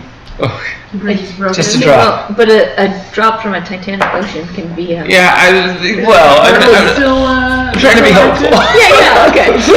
I mean, it's Always just a look drop. on the bright side. It's a little rough. Yeah, just a little rot, that's all. Is Fred able to swim in this at all? That is my next question. How does the whale feel? I'm gonna go Jonah beat boop. We're gonna get out of here. It's swollen hole. Get us out. I want to be in that big fish. All And right. how did their psyche... Johan. 16. Valiant effort. I can't see at the moment. Hold on. I need my dexterity score and I can't see it. 13. 15, Oh, sorry, 11. 11. Ah, I got it. 15. 15 for Beeper. 0. 6. Great. 7. Oh, man. My hot dice cooled off. Do my centipedes make it? Yeah, absolutely. Alright. So, What about me? oh yeah, you're here too. Thank you. You've been so quiet. Jeez. I had to take all that in. It was a lot to take Yeah. in. Like, 5. Yay! That couldn't get worse. I thought you had advantage. Horrible. I did. I rolled a 4 and a 5. Wow. Mark, quick question. Yes. Their psychic energy is going across this barrier. Do we see a glimmer of like, maybe this wasn't the best idea? Like, are they screaming? Is it like psychic chaos? And I think Yeah, there's this like connection that Gray and Beep Boop have, that there is like the moment, because like there's that connection is like the time stops and their consciousnesses are for a moment kind of like in multiple places at once as they're like it stretches through time. And yeah, absolutely. There's this moment where it's like there's this excitement that they did it, they can see the barrier being overcome, they can feel the great weight of their triumph, and then they like explode into this new universe beyond. They're like, it's a myth. Oh God! Told them that nothing good laid out for them, Yeah. and they just wouldn't listen. Ready to hear it. Did they crack the shell again? We'll go over it That's later. tough to It's say. fine. Need to get a telescope. Take a quick look at it. Man. Wonderful. So, the new surface face of the Arbinger of Rot rolled a natural 20 on its Of initiative. course it did. So, Maybe he just wants to have a chat, you know? It's a harbinger of rot. Yeah. I like to roll initiative when I want to have a conversation. Yeah, me too. Because you never know. He's hungry. We know hungry. it's conversational advantage. That's all I'm after. Hungry did die though. So, we'll say in these stretched moments of time, Johan has appeared here, and we'll say that Quilla and Nazira will put you one round behind in the utility room. Out of sight. Miss Xerox. Yeah. What you see and experience Gray and Beep Boop with the as the Samsarans have left this space, you find your minds returning naturally to your bodies.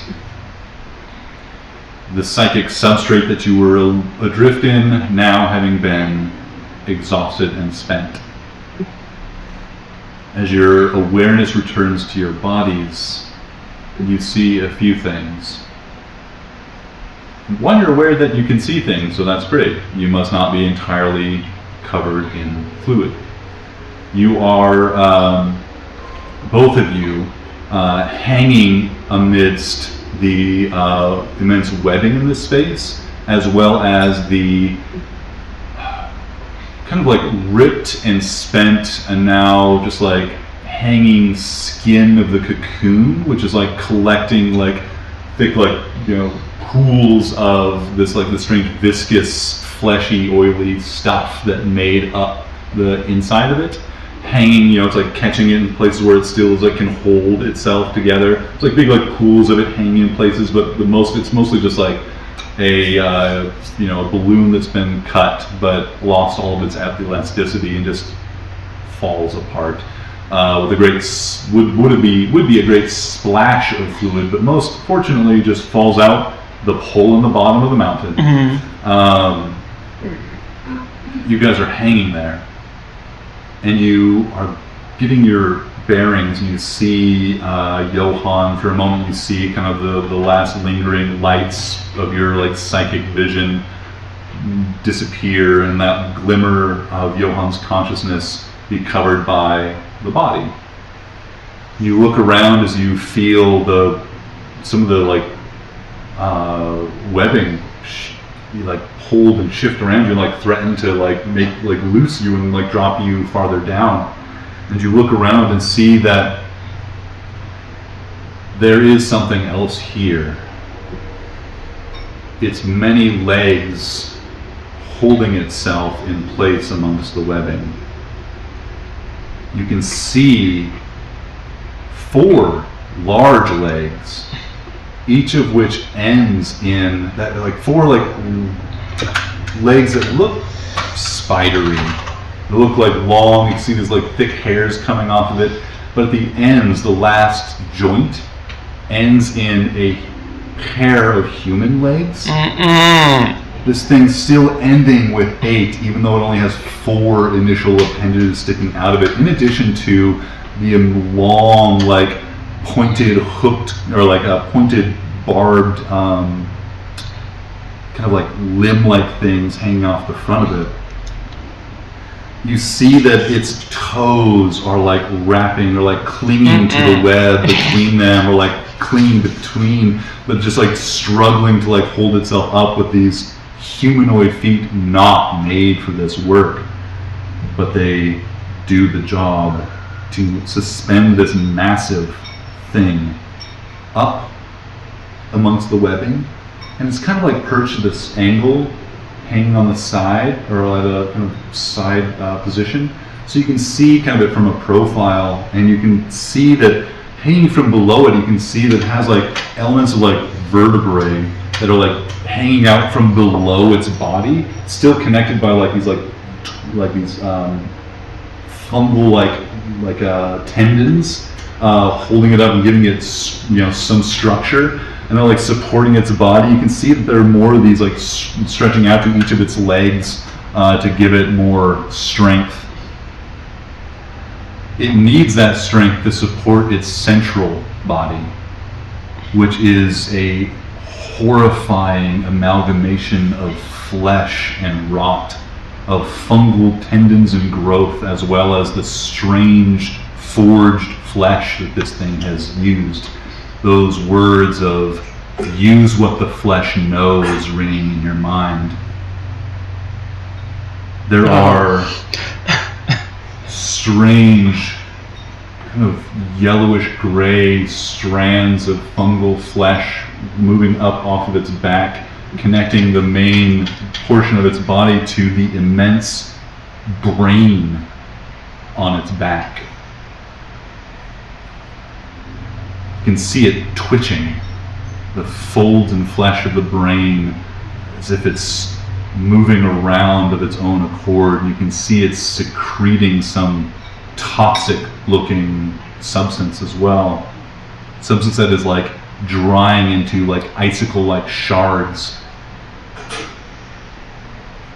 This creature chitters around, its long extended neck ending in a head, a face masked like the Samsarans were.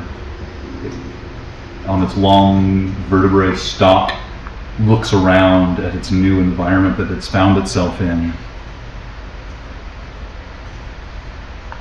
And Gray, it says to you, You've presented yourself to me again, little flame. You will be consumed. Great no taste good.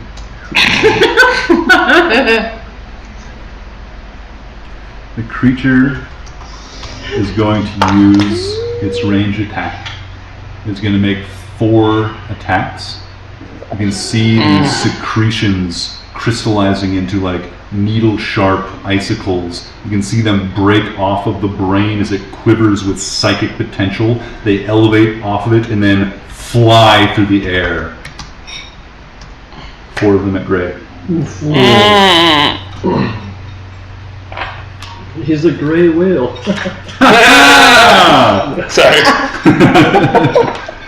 Alright, so let me get my... That was hilarious. It makes me happy.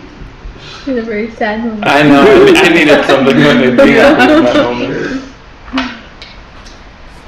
Okay. And it's got a plus a lot. It's got a plus a lot. I'm not a player, I just plus a lot.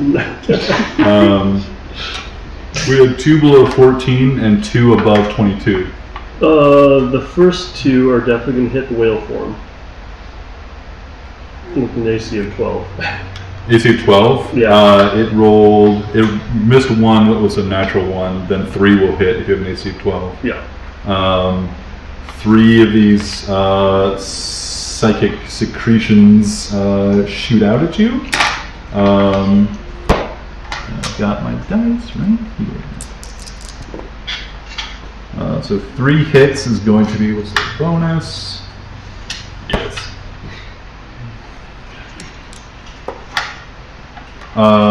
First one hits you for 21 points of damage. Okay.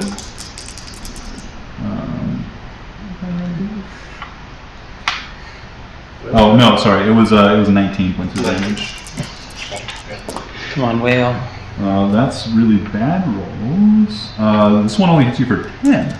Hey. Oh, where'd it go? 18 on the last one. 3 of these darts slam into you. Yep. The brain quivers, and it like locks eyes with each of you, one after the other. And the brain just like vibrates, like sucks into itself for a moment, and then like pulses out. Each of you has been marked by this creature's feed on anxiety. There's a lot of it. You can see all the little centipedes are floating around, just poof out of existence. His concentration is broke as he coughs out some blood from his blowhole. Oh, you maintain whale for Yeah. it? Awesome. Okay, that is the creature's turn. Would you mind turning the light on, Evan? Yeah. It's the far left one on the right side. Far left. Yeah. I hate everything. So, the creature, for reference, I don't have an appropriate miniature for this. Where did its mini go? Oh. So I'll just use this cube as it, and it's in here in the interior space. We'll be kind of like a little bit theater of the mind in the interior here. So if you guys are kind of like trying to do stuff in from the exterior to the interior, so we'll be kind of loosey-goosey with the distance a bit. But yeah, that's smart. It's in there. And how big is this thing, mechanically? It is a huge creature. How big is huge? Huge is, I think, 3x3. Okay. The size of Gray at this point. Yeah, there's 2 very large creatures hanging amongst the web here, flailing. Do we have a picture of it, or was there a mini for it last time? There was no mini for this creature. Yeah, I think we just. You can, this is the second time I've gotten to use one of the creatures in this as a very appropriate Harbinger of Rot. You can use this as a little inspo. Nice. Cool. Yeah. Beautiful. No. Wow. I don't like that. Yeah. One bit. Ugh. That's pretty gross. I mean, I would have sent to the farm realm too. If that's what you get to me. No. The human feet really just put it over the edge of the. When I was just like thinking about that, like I just knew like I had to get that image of like the toes around the webbing. It's so gross. Read a little into it. Okay. For that. Pretty like feet. All right. That is the Harbinger of Rot's turn. Johan. I have a mechanical question. Yeah. The engine won't start. So you said 4 legs, 4 big appendages with 2 legs kind of per appendage, and they are kind of using the web currently. Are they using that to kind of stay stable and to move around? Yeah. Okay. Second mechanical question. If we have like a spell like Chain Lightning that can target multiple targets or objects, how does that work if I want to like target each appendage? I mean, it's still the same creature, so it's still like all do the same damage to the one creature. Okay, so it's not so big that I'm going to do like the creature is the environment sort of thing. It's still just like a creature that can be targeted. Like the spell says, it can target a creature. You can target a creature. Okay. And then lastly, what am I actually on right now? You said that my arm's hooked around. Yeah, like you got thrown into this big tangle of like webbing and stuff, and you like hit a few of them, and eventually just like got caught on them in some probably unsightly way, uncomfortable way, and you're just like hanging there, and you're like eventually got yourself. So you're like hanging in whatever way is most comfortable at this point as you recover yourself. Okay. Is this thing restraining me? No, the web is not restraining you. The webbing around can just be used to navigate the interior of the space. It's not, again, it's not sticky. It's not it's not animate or anything. It's just like ropes. Okay. And then last thing, what do I see aside from this fucking horrible creature? I see a big ass whale. Yeah, you see a large whale that's like flailing around inside the webbing. Great. Saw a bunch Check. of like insects, like large, small, but like large insect, small sized. But like big horns, like being like start like biting and stuff as they started falling as the cocoon just melted away in just like a moment's change, and then they just went and vanished. Okay. And then do I see Beep Boop? Great. Yeah, the two gray, the whale and Beep Boop are both hanging in the webbing. And Love it. how big is the hole in the floor to outer space? I think it's like 40 feet in diameter. So it's a pretty big size hole to fall through if you're not holding on well to the ropes. Potentially, yeah. Okay. Yeah. I like these questions. Just clarifying. Important information to have. Okay.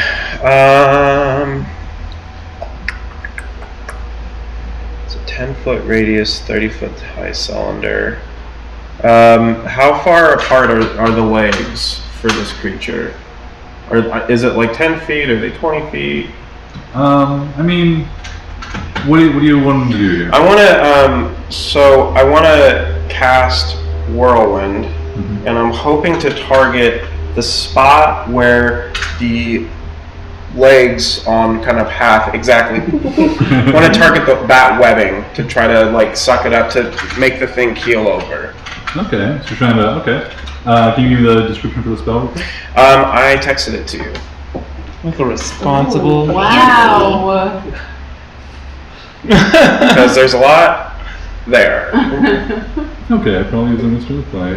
Oh yeah, Whirlwind. You used this once before and it was so cool. Okay, down the point of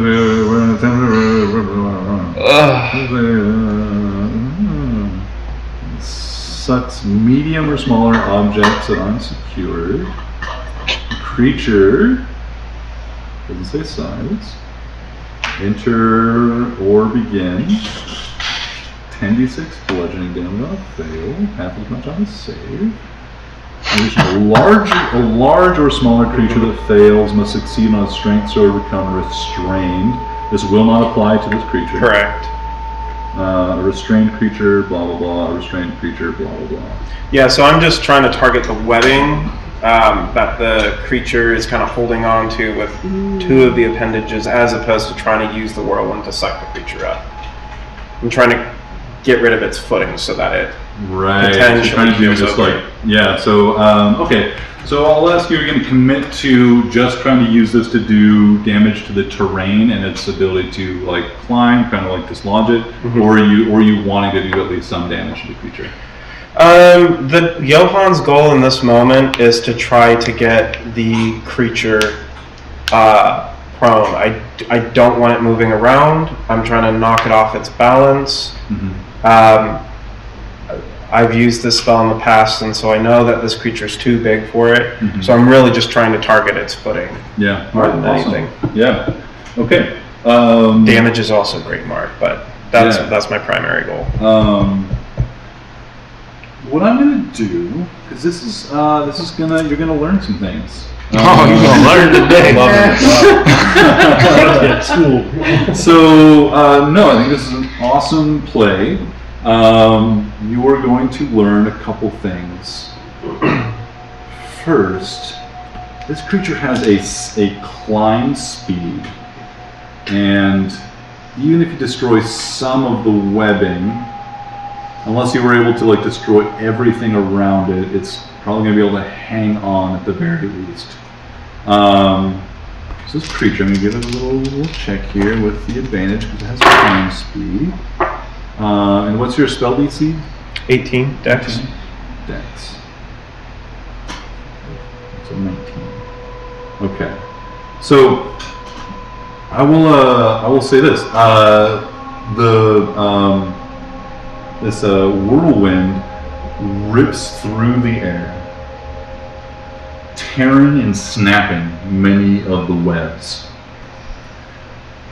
This creature, this arachnid harbinger of rot, you can see its toes cling around, just trying to grip the webbing as it like swings and slams into some webbing that's still taut and secured. This creature so quickly like twists its body around. You can see one of its legs even just like breaks the joints almost. It's like swaps around from like being pointing this way to this way to protect itself. This creature is immune to the prone condition. Ooh. Spicy. It's immune to the prone condition? Love that. We'll let you do half damage to it. It'll be an automatic save because you did this damage to it. You focus the environment, but I'll give you half damage. Okay. That is 5d6.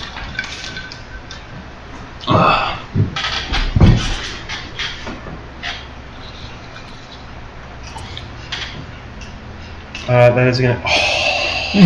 I mean, that is impressive. 28. 28 from 5d6. 4 6s and a 4. Wow. Impressive. Joel witnessed. I witnessed it. That was beautiful. It's not bloodied.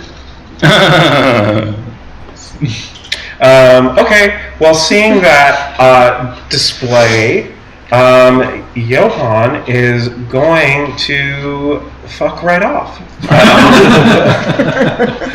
So I'm gonna try to make my way to one of these exterior platforms with my movement speed. Yeah. We'll say, so it's half movement with difficult terrain. So we'll probably have put you right around here. Okay. We'll probably put you still in the 40, webbing, 20 still feet. like right off the edge here. Okay, sounds great. Feel free to put your mini like right over there and just remember that it's there. Or you can put it on the lower one and use an elevator if you want. Oh, okay. Just be careful. The whole structure is fragile. You know what, Mark? likely to fall It's apart.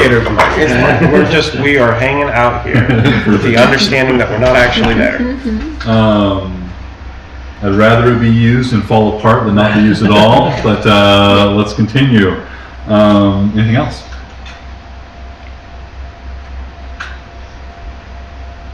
Mark, you look too happy. It's so fun to have this last fight. Especially one that's after hard days of adventure. So if I understood right, this creature, it's immune to prone, but it's currently like kind of hanging out. Just to, we'll say it, we'll put it over here, just because it's already on this side of the thing. Okay. We'll say it's like over here, like caught and like hanging on the webs over here, and there's like some like little patch here that's been like just torn away. And so its brain is kind of exposed, facing out this way? Yeah. Okay, good to know. Perfect, that's my turn. Okay. After Johan, we have Beep-Boop with Quilla on deck. The first thing I want to know is, as I've quickly seemed to be like ripped out of some conscious space and thrust back into my body, can I still sense any resemblance of the Samsarian consciousness, or is it all gone? Give me a little insight check.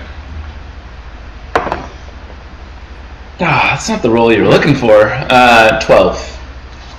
Absolutely. They're like, as the like latent connection and psychic kind of space you were and perception you had fades, you can see that there are certainly similarities. There's some familiarity or something you see in the structure or shape of this thing's mind. That's what you get.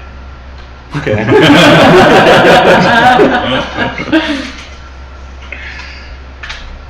And how close am I to Grey Whale?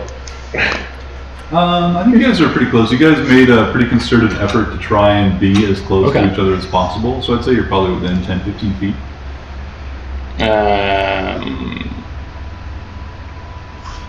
I'm gonna walk over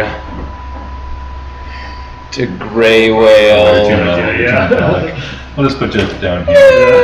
Oh, he's dead. Darn. Fell down. I'll walk over to Gray Whale Down over and there, because they're going to be coming out of that corner. say it's Zero says Nick like this. Oh yeah, 0. probably best if you get out of here, dude. Who are you talking to? The monstrosity? No, I'm talking to Gray. You call that an intimidation check? And I will. That's that tutor toss. Oh no, I can only do it on. I think we're gonna have to break out the 8th bubble slot. I know, right? I'm gonna cast. If I cast Fly on Gray Whale, will it stick on Gray when he comes back, or? Who cares? I want to see a flying whale. I don't see why not. I'd say so. Yeah, I'll cast Fly on Gray Whale. Space whale. And then, This is some serious Star Trek moments right now. I'm gonna try to run around and like just be in the face of the rot monster, and give Gray Whale a chance to not be where he is. Yeah. Is there anything that you do to try and draw the creature's attention, or shall we move on to Quill? Yo, ugly face. Damn. Whoa. You kissed your mom with that ugly face? Oof. Weird toes. The weird toes got him. Toes like longer than normal toes. They're like We don't need any more description of the toes there. You get vicious Oh, mockery, yeah, man. That's sick. Already took an action. Vicious mockery. Lost all my ideas. They're all gone. Oh, I said Quilla on deck, but you are still arriving this round. We that's skipped you right. because you are, you're not here, and okay. neither is Zero or Xerox. So Am Gray, I Alright. like 100 within 100 feet? How many feet am I away still? 101. Can I see? Perfect. Can I see anything? Because I Can we do have like. I'll say like this turn ends with you guys like coming into this chamber. So Okay, you that's guys fair. are now like spilling out of the utility room, hearing like things happening and some yelling and stuff. You I run am in. hasted. Oh. Yeah, you connect this round. Yeah? Thanks to Vitaria. Alright. If only she could sorcerer level, she could have split cast it, but nope. I can't I can't see enough to Eldritch Blast from. No, it's like you're dashing. Because I'm far away. Okay, that's fair. Yeah, so yeah, well, Nazira. So Gray, then Nazira. So Gray, you're up, Nazira's on deck. Is Beefy next to it? I ran away. Okay. He's in front of it, trying to draw its attention for sure, so probably not more than like 20, 30 feet away or something. How much movement do I have with fly and whale? Normal flight, I think gives you a flight of 40? I believe so, yeah. 40? 60? 40? I'll tell you right now. 60 feet. Nice. Yeah, I think I'm gonna try and like push Beep Boop further away from this thing. It is still difficult terrain even slung, just because you have to like navigate through I'm a as well. small whale. You're a small killer. I'm the runt of the pack. Line up your flipper and just whack him away. Go reverse the entire thing. So really anything other than an actual climb speed is going to be at difficult terrain here. Gray does have As a whale? I mean, it would transfer over since it's part of his hunter ability. But it's flying, so I don't know if you would. No, like having a flight speed doesn't mean you don't have a swim speed or a climb speed or a walking speed, not necessarily. With his hunter's ability, his movement is his climb speed. Or his walking is. That sounds pretty hilarious. Yeah, we have a flying, climbing whale. It's worming its way through the diving. So graceful. Like only a worm would be able to do. There's something odd about this whale. The texture isn't quite right. It's bending a little too much. Yeah, you can try and grab Beep Boop and drag him out of there. Okay. Try and get far enough away, get closer to our companions if I've spotted them. Yeah, sounds like a great idea. Cool. thought Beep went up the door. No, Oh. I was telling him to. Oh, right. Yeah, so you I was telling you to get out of there, yeah. Oh. Yeah, and I thought you moved in front of the dragon. Yeah. He came back for me. Oh, okay. So you're fly climbing through the cloud of webs. What's your climb speed? Whatever my movement is. Which is Well, whatever my walking speed is, so I don't know how you want to 40? You don't have a walking speed as this creature, so I would say you don't have a climbing speed then, because whales don't have a walking speed. My swimming and climbing are the same as my walking. That's what it says? Yeah. Swimming and climbing are the same as your walking speed. But again, if you don't have a... So 0. Yeah. That doesn't make sense for swimming. This is so weird. I have to read more of it. Why don't we just roll me a die? If it's higher than 10, you get it. It's a 1. Alright. So we'll say for now you have it's difficult terrain, but you can still fly. So it's 30 movement. You're 60 fly, right? 65 and a half. Yeah, So okay. difficult Yeah, terrain. I guess I'll get near Beep Boop, but if I can get slightly in front of Beep Boop. Yeah, you can get to Beep Boop with like 10, 15 feet Oh, of okay. movement. Yeah, I'll try to push him as Of your far away as 30. I can then. Yeah, you can, yeah. So Beep Boop tries to tell you to get away because the thing's targeting you, and then you push Beep Boop away and transpose yourself between it and Beep Boop. Yep. Are you blocking Beep Boop from its sight entirely? Like how? If I feel intense are you Beep Boop thinking? moving to get a view, I would probably, I'm not going to prohibit his movement and force him to do something. Okay. Or if he even wants to just release, that would be okay too.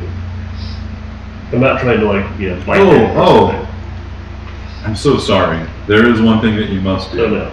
And that's make a wisdom saving throw or be frightened by this creature's feed on anxiety ability. I have. Did I need to do that? Against my friend. Yes. I'm a brave little halfling. Is A wisdom saving throw? 19. Wisdom saving throw. That does not succeed. 19 doesn't succeed. 19 doesn't You are succeed? face to face with the Arbinger of Rot 24. I think You that wanna happened answer that after his question? turn. Yeah. That fails. That's so good. Wait, 24 failed. 24 fails. That's some so good. bullshit. That's so good. So I can't Wow. move towards it, I just have to move away from it then. Okay. So, each target can feel the Arbiter of Rot Wait. in its mind and knows that remaining nearby will feed the fiend's power. The target must succeed in the wisdom saving throw or be frightened so you can't move willingly towards it until the start of this creature's next turn, the Arbiter's turn.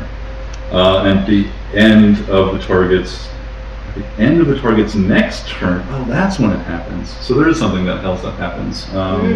That will have affected Johan and Beep Boop. Not right. So it will happen at the end of your turn. So something you've noticed, Gray and Johan and Beep Boop, as this creature's influence has affected your minds, as you stay nearby, as you stay within its presence, it feeds itself off that connection, off that anxiety and fear you're experiencing from it. You can feel it drawing on that energy and restoring itself. I don't like.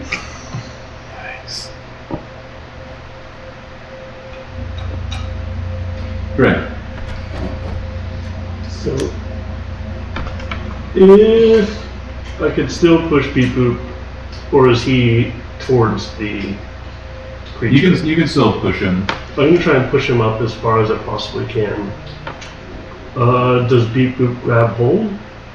Yeah. You're a big old whale. You can just push him with your nose, and unless he tried to get away, you could just push him. Yeah. So I'm going to try and push him. Do I know if he grabs hold at this point? Because that'll determine what I do next. Do you know if he grabs hold? Yeah. Of what? Gray, as he swims by. Oh, sure. Yeah, like if you want to. Yeah. Sure. Okay. Then we'll dash. and try and get up closer to the rest of the group.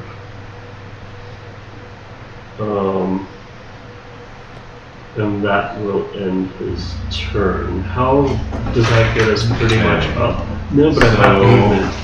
You were a whale inside the cocoon. You dash, so you have 60 full feet. We'll say we lose 10 getting to Beep Boop.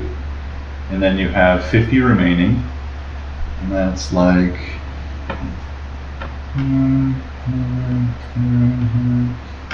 probably put you, like, you could get right in this ring over here and kind of in this space. Okay. So near the edge, but not quite out of the, like, to the kind of top surface level. Okay. So probably like 10, 15 feet away or behind, or maybe like 10 feet behind Johan. Yeah, And perfect. he's going to try and position himself to try and protect the group. Okay. The creature can still see you, and you feel that drain as it heals itself. Do I lose HPs? From this? Yes. No. It's consuming only your terror and fear. Gracious. Wonderful. Anything else? That will end his turn. Okay. I think this might be the moment it uses its first legendary action. Would. It is, this is a... yes. Use one of its at-will spells. Of course. To cast Wall of Fire. Between catching you and Whale and Beep Boop on the fire side of it. I said that the two of you were a ways behind Johan, so Johan is the only one in range of the actual fire this turn. And that is when it appears each creature in the area, so dex saving throw please. Just for Johan, not don't worry about it. 11. That is a failure.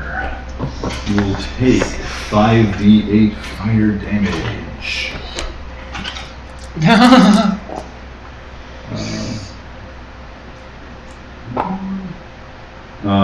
Take a nice 21 points of fire damage as this wall of flame erupts in front of you. Okay, I was hanging on to like a thing. What happens to that thing? Snaps. Nice. Yeah,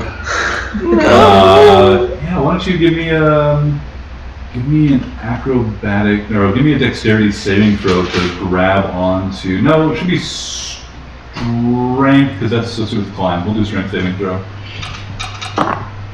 14. 14. That's enough to like grab onto another thing and prevent yourself from falling. You just fall like 5-10 feet, but not enough to take any damage. As you arrest your fall. That is the creature's legendary action. That cost it 1. We will move on. After Gray, we have Nazira, who hasted into this chamber with just an action to spare. What do you got? Just an action no, to spare? you can. We'll say you ate your movement, but you have your action and bonus action. Okay. But we'll like keep you kind of in that corner somewhere. Okay. I would like to. How high is the flame wall or the wall of fire? It's like probably you were coming up, I think, so it's probably just like maybe 5 feet up from this here, and just kind of like angled down. Yeah, I want to fly up into the area, Yeah. and I'm going to say, no one wants you in our reality. And I'm gonna pull out a big chunk of Elstone, pull it up into like a scintillating cage, and force cage. Suck it. Just like last time. Very good. And I don't have my bonus action, right? Or I do have. I don't have my second action from haste, right? No, that one dashed you in. Okay. Can we shoot through the force cage? Yeah, I can only do the bar kind. So That's what we did last time. yeah, because it's too big for the solid form.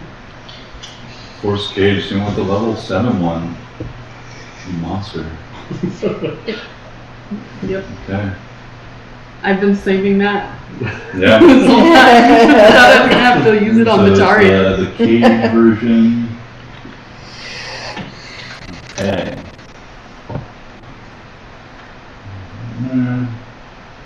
Okay. Anything else? That's it. Wait.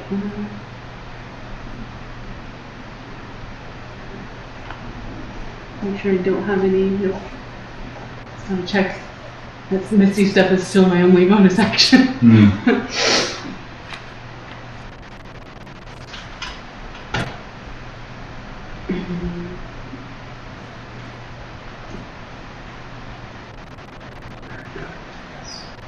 Alright. What does that mean, Mark? That where there's a will, there's a way. No, I don't like that so much. Now Xerox, you also spend your turn rushing into this chamber, arriving on scene, but having spent your action to do so. Oh no. All right. It is its turn. Now it has to use its action to do this. Oh wait, it had legendary actions. Still had 2 remaining. It's going to spend the last 2 to cast one of its less freely cast spells. A little thing we like to call Dimension Door. It does need to make a save against your, it's a charisma saving throw, I believe. it is. It's very charismatic. Yeah. I mean, have you seen those noses? Do you want to know what its bonus charisma is? I don't want to know. Charisma saving throws? Yeah, I do want to It has know. a plus 15. Oh, really? Yes. Wow. You are looking at the Harbinger, the vessel of a power equivalent or beyond deific. This is its Harbinger, its vessel. I don't know The that we're mirror gonna win this reflection fight. of its power. What's it need to get? 18. 18. So it needs a 3 or higher. Oh, it's gonna fail. That's a 12. The creature does have to spend its action to do so. Oh no, I remember, this is a legendary action, so it does this as the Zero ends your turn.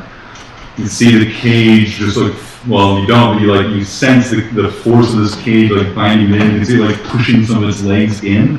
The brain quivers, folds in on itself, and just then appears elsewhere in the web, its toes hooking into a web somewhere else to cling on. That is all 3. I remember to use a monster's all 3 of its legendary actions. I think this is like the 2nd time. We're very proud of you. Thank you. And that's going to be the top of round 2. Where does it go? Dimension Door is yes. really far This away. creature is going to go. It's got the wall of fire there. It's got gray as a whale there. It wants the gray whale. Oh. So it's going to Dimension Door just below gray. And you can see this turn, it reaches up with, so you track the 1,500 gold worth of Bellstone components. Thank you. Oh, I forget Force Cage is the very It's expensive 1,000, I one. think. Oh, yeah, right here, 1,500 ruby dust. Okay. Who gave you all that ruby? It's Bellstone's equivalent. Where is she taking all of our Bellstone?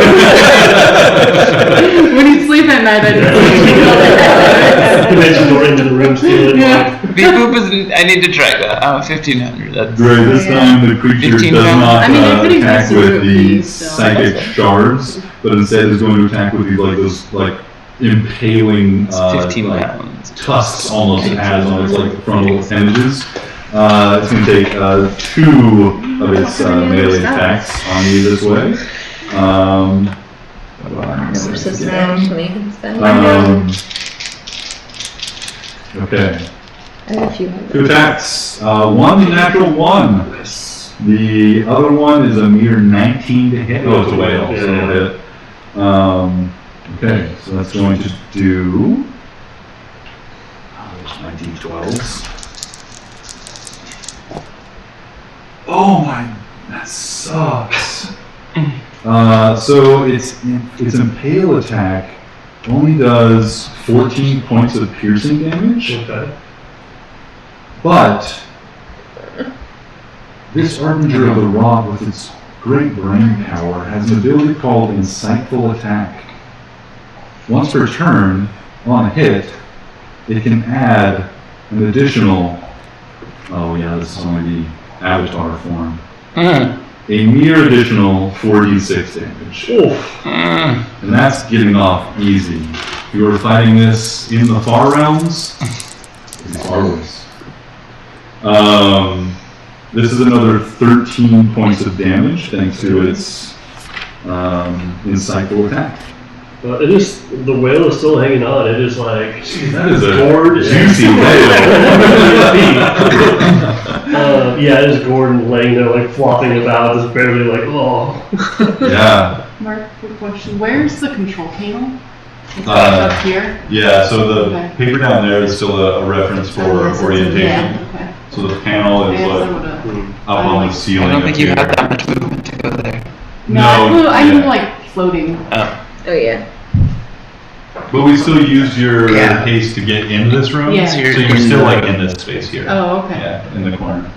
Where's the construction mech that we used to fight?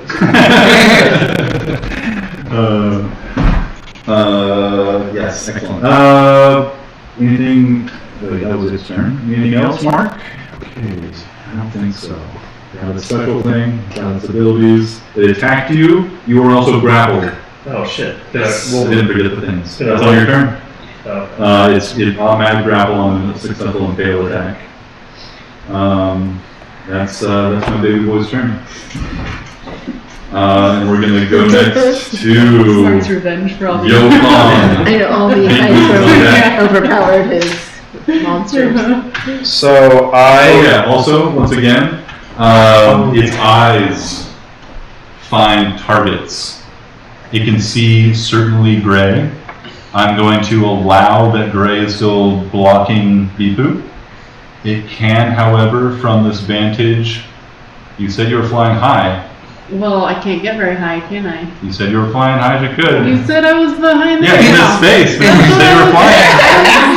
Do it now. Alright, allow it. Allow it. The flame wall is just blocking off its vantage. And this time, its speed on anxiety ability only targets Gray, the whale. So that's another wisdom saving throw. Or be frightened until the actually- start.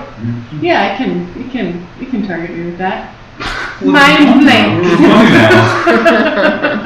17 is Can you be frightened? What? Can you be frightened? Anything that affects the mind, I am immune to.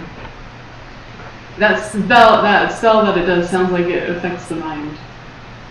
Yeah, I would say so. I mean, it's psychic energy, so I'd allow it. 17 will not save. 17 does not save. It is focused on you for its feeding anxiety ability. Feeding on anxiety ability. That's its turn. And remember all things, Johan, and then Bibu. can I see the creature? I'm trying to figure out like the wall of fire situation. You're in front of the wall of fire, yeah.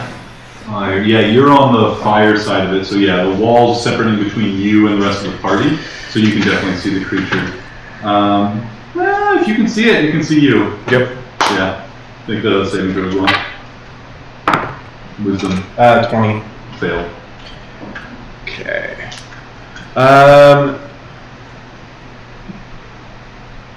I hate doing this.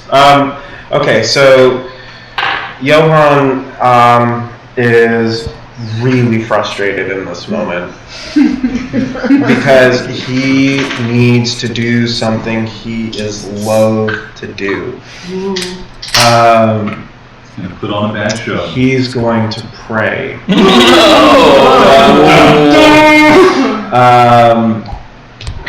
He's going to reach out to Talos and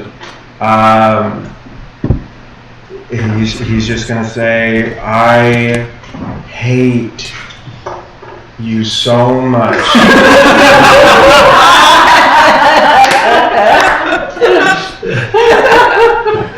I know you hate me too. But I need to fucking destroy this thing in your name. This gargantuan monstrosity. It wreaks destruction where it goes, and I too must destroy it. And with that, I would like to channel divinity and upcast lightning bolt at 8th level. And I'm aiming for that thing's fucking brain. What is your channel divinity doing? Max damage. Wow. So max damage level 80 lightning bolt? Or level 80 So that would be 78 damage. 78? 78 damage. But it is a Dex 18 save. Okay. So on a fail, it's half. Okay. It's gonna also ignite pretty much anything flammable around. I don't know if that would count like the webs or whatnot, but Yeah, absolutely. It will do some damage to the webs as well. The save, it needs a dex save. What's its bonus deck save? It is not proficient in dexterity save, so it's not mind-bogglingly high. It's a mere +5, Okay. which is bringing it total to 23. yep. Nah. So that would be half of 78. Okay, which is what, 37? Mm-hmm. Sounds, is that right? 38. 39. Wait, 39? 39? that was 78. Yeah, 39. There we go, we made it. Nice. Oh gosh. Action. I need to cast that. You see the lightning just rips through the creature. You can see it like sizzling. You see it sparking between like the ridges of its like brain matter. You can see it just like burns an element through it. You can see like capillaries and things like burst throughout, but it is not bloody. And then I'm on fireside. Am I down here? Yeah, you're like kind of you were like kind of climbing it up. So you're probably like up there somewhere. Okay, so then can I use my movement speed to kind of get up on this platform? Yeah, the wall of fire. Oh, wait, no, I'm on the fire side. Yeah, it is 60 feet long, so it's centered right there. So you have to go 30 feet on the other side to go around it, or you can go over it and it's 20 feet high. So it'll be 30 feet around or 20 feet over. Let's start that journey. Let's say 10 feet over since it's kind of centered a little more on you. Okay. So I've got a movement speed of 20, so I'm just gonna get past the wall of fire, and then try to finish my movement. Hopefully up here. If not, yeah. If your full movement is what? 40. 40. Yeah. So you get 20. That's not enough. You can't even get past the full edge of the fire on that side. Okay. It's 30 feet out, and you don't get 20. right. So then we're just gonna take that full movement that way. Yeah, you're like right at the edge. You're Yeah. close to it. Awesome. There's like the lightning erupts from your body. There's just like this like ringing in your ears for a moment as there's like the immense like crack of that lightning erupts. And there's a moment where you can hear the voice of Vic Angus go, "Hell yeah." Anything else? That's my turn. All right, Deepu.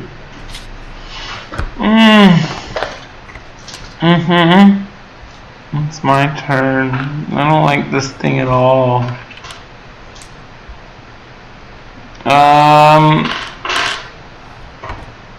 So far, it's just whale on a whale. That is what I don't like about it. That whale. Oh, legendary reaction. God damn it. Oh, fun. Let's go with.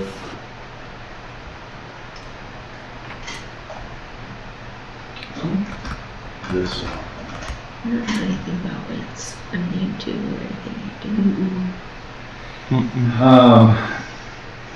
As the lightning bolt rips through it, it is like recoils, and then you can see for a moment like recoils back, and then the brain, the squishy brain matter just like springs forward in your direction within its confines of its attachment to the body, and you see like this wave of like force erupts from it. It casts Shatter as its legendary action.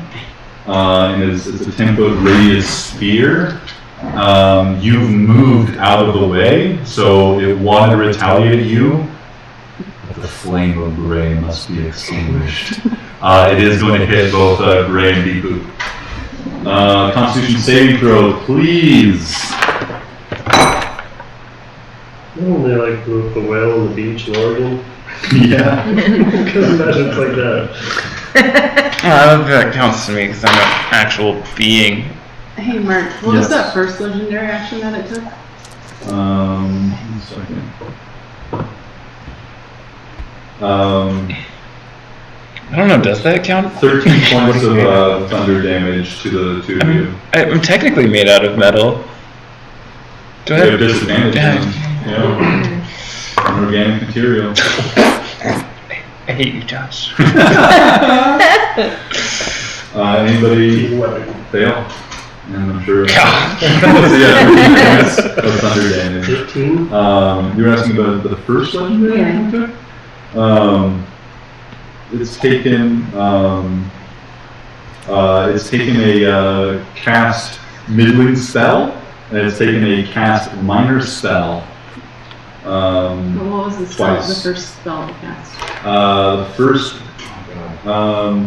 first one it cast. Dimension door. No, It's cast Wall of Fire, and it's Wall of called Fire, Cast that's right. Dimension Door. Okay. Would you believe it was whale still?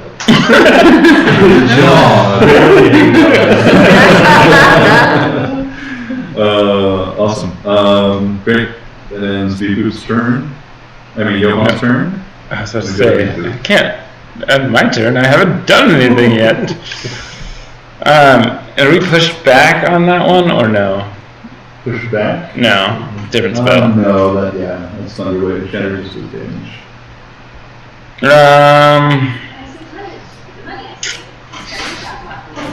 Go. I really don't see us being super successful in this fight. Don't give up now, Reboot. I just can't possibly. Let the rod ensconce Fuck it. itself in the satellite. I want to not be next to this thing. Here goes nothing. I'm gonna jump up there on top of Gray Whale so I can see it and say, "Hey, dude, can whales, or if whales can fly, maybe ugly creatures can too." I'm gonna cast Vortex Warp at it and make a con saving throw to try to bloop it out of the top of the mountain. The vortex warp. So it's gonna make a con saving throw? Yeah. Well, it's good though. I know it's probably really good at them. Very good. Yeah. Roll one. I'm just gonna make sure it's not just immune to this sort of thing. No, I don't think it can be. Okay, so it's gonna make a save. So when you cast this, you're gonna move it to an unoccupied space of your choice that you can see within range of 90 feet. 150. I have to cast You it cast first. it, you gotta cast it? I have cast it. You're gonna make that makes it. Oh my god, it's so funny. Okay. Constitution saving throw.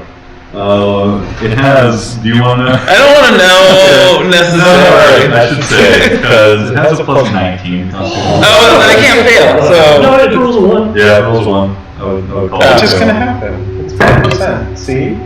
That's a 12. yeah, it rolled the 1 on there. Yeah, there's some Mark's like, I've had it with the D&D group. I'm doing it today.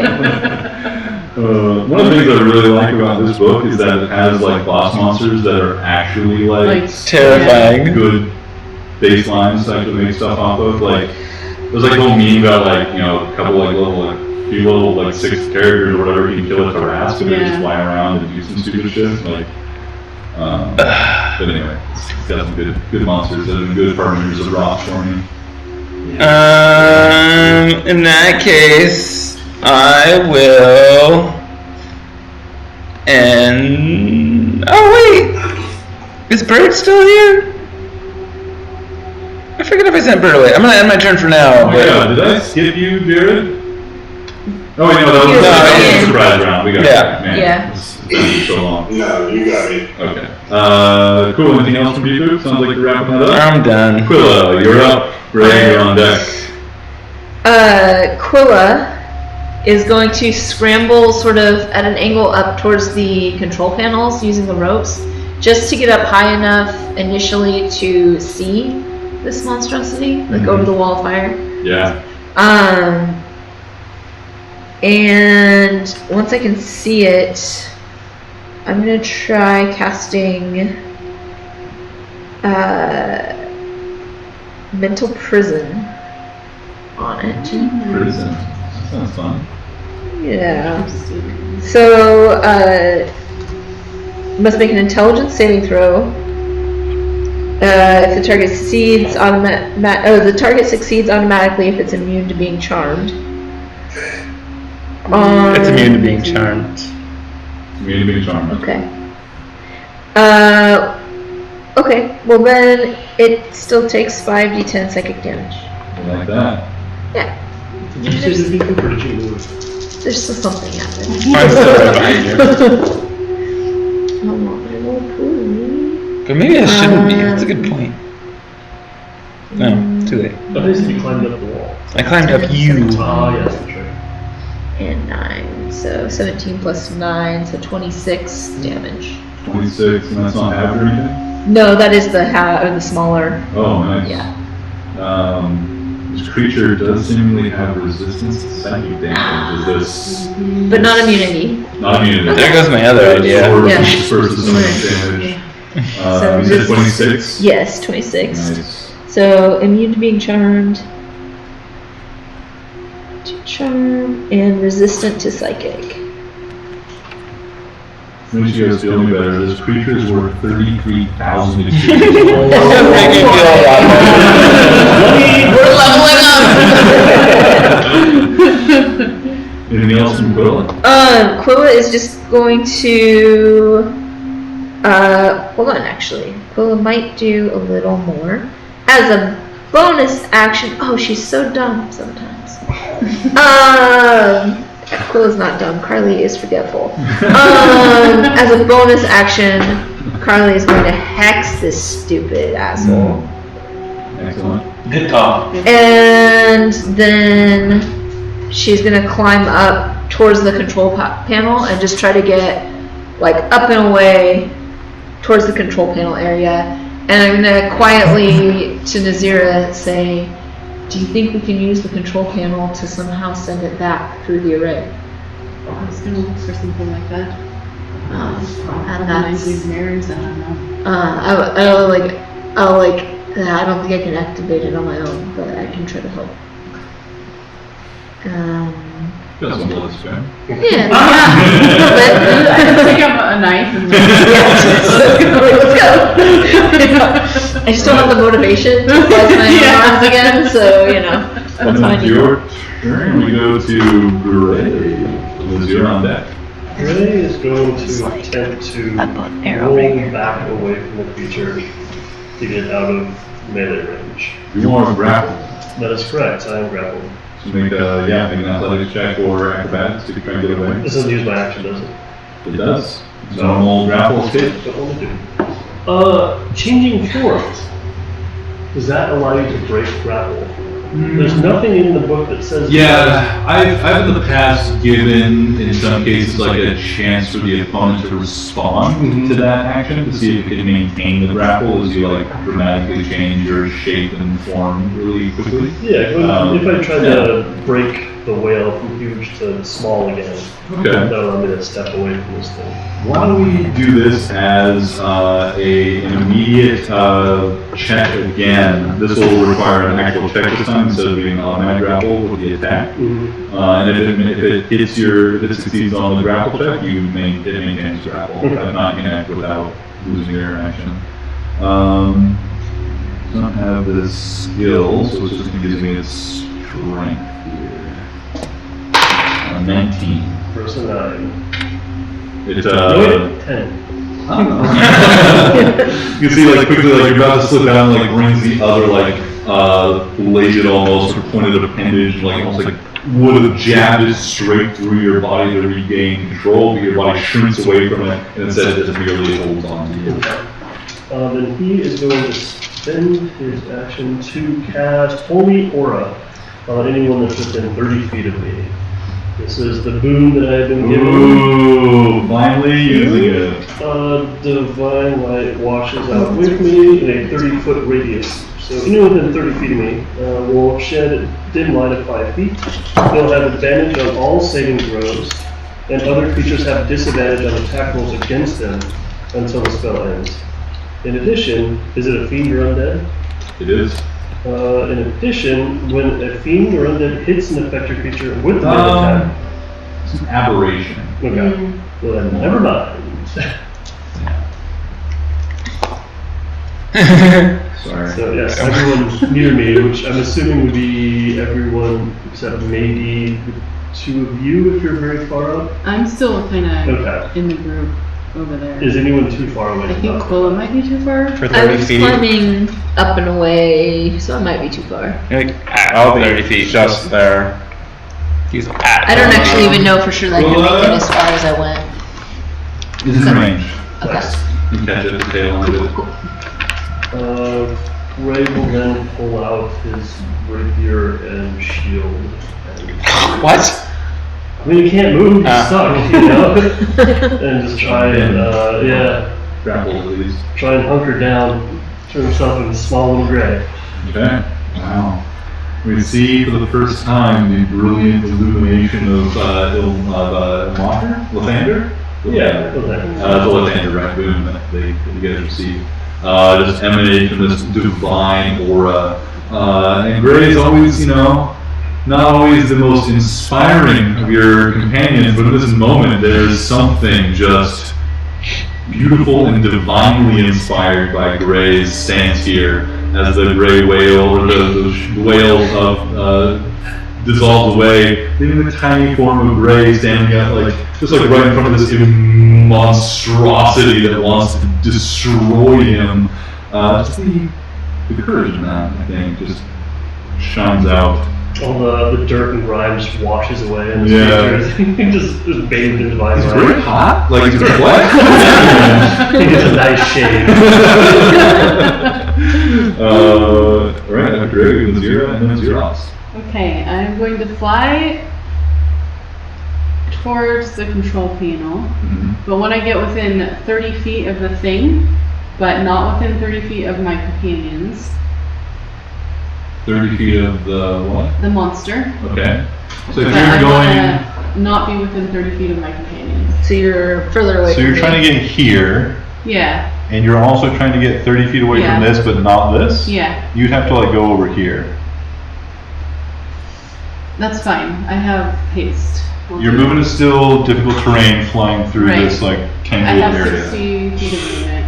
so it would be 30 feet. No, I have haste, so it's 120, and divided by 2 is 60. Fly speed is, Does it 4x your movement in 60. this? no, it doubles it. Doubles it. My fly speed is That's right, 60. it does, doesn't it? Okay. Yeah, so 60. Yeah, absolutely. I'll let you do that. Right, when I get there, I'm going to twirl around, and all the colors on my robe start flashing in the light, and then become a bright, shining light. And Really digging so it, deep. We could have used that horn right about now. I know. I know. I'm sure it's been an hour. Oh, So this creature, if it tries to attack me, it'll have disadvantage, and it needs to succeed on a wisdom save or become stunned until the effect ends. Either succeed on a wisdom saving throw or be stunned until the effect ends. But I'm sure it's going to succeed because it's only DC 15. It's only DC 15? Yeah. Okay. I'm sure it has like plus 25 to wisdom. No. Okay. It has only a plus 14. Okay. So, Okay. natural 1. Natural one. That's an 11. Yeah, I see one. Take a shot.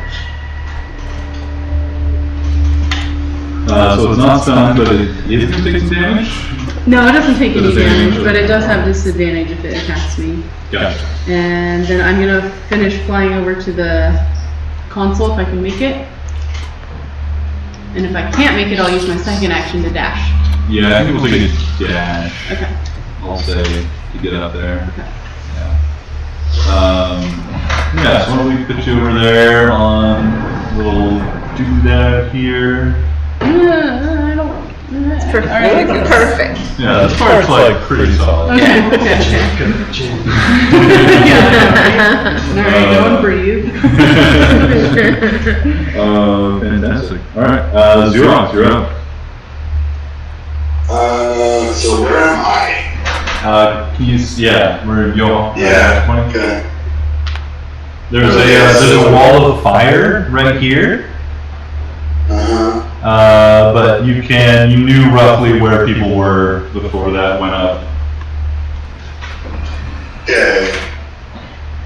Okay, first, so how far away from this thing am I? Probably 30 feet at the high end. 30 feet at the high end. Probably less than that. Probably like 25 or 20. But you have to climb over the wall of fire.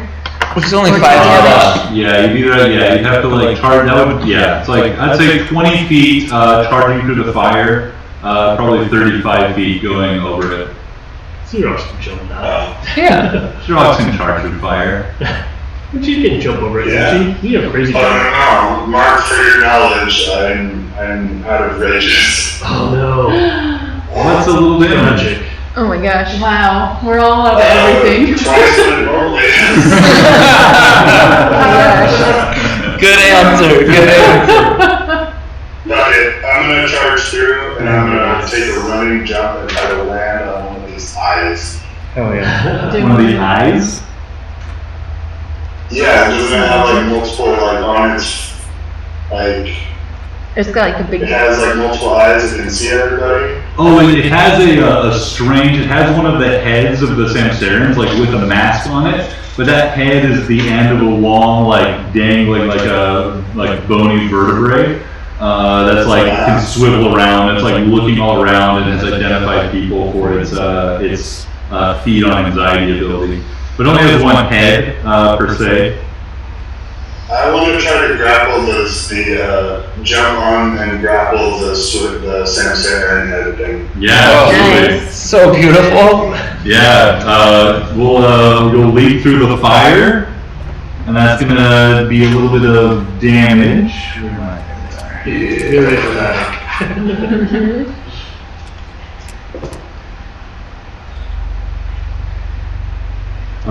28 points of fire damage. Just a little.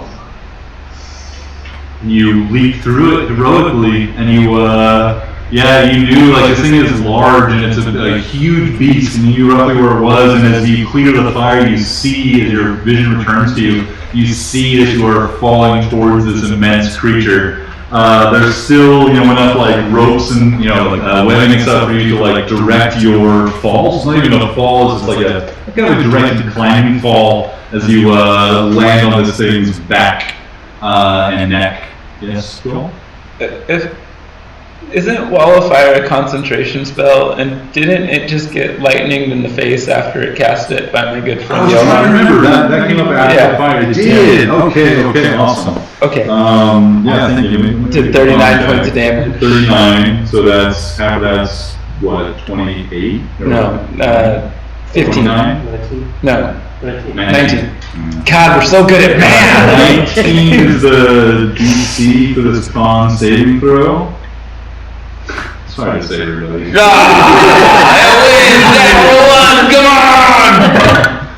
That's a 14. Damn it!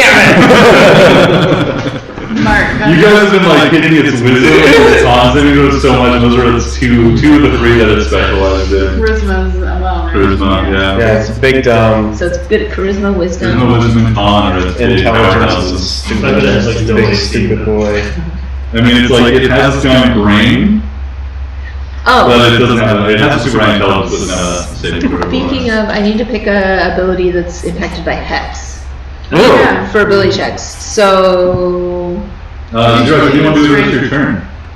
But I'm it's- going it's to doing those recklessly checks. bash Would that this be thing's No, we're gonna face, save this against Sansarin head with my hammer. I love And it's that. not a save either. So, so it would just be yeah, and shit. so usually in combat, the only ones we Yeah. have are strength. strength or sometimes dex. But it's such a Alright, mental image. Yeah. natural 20.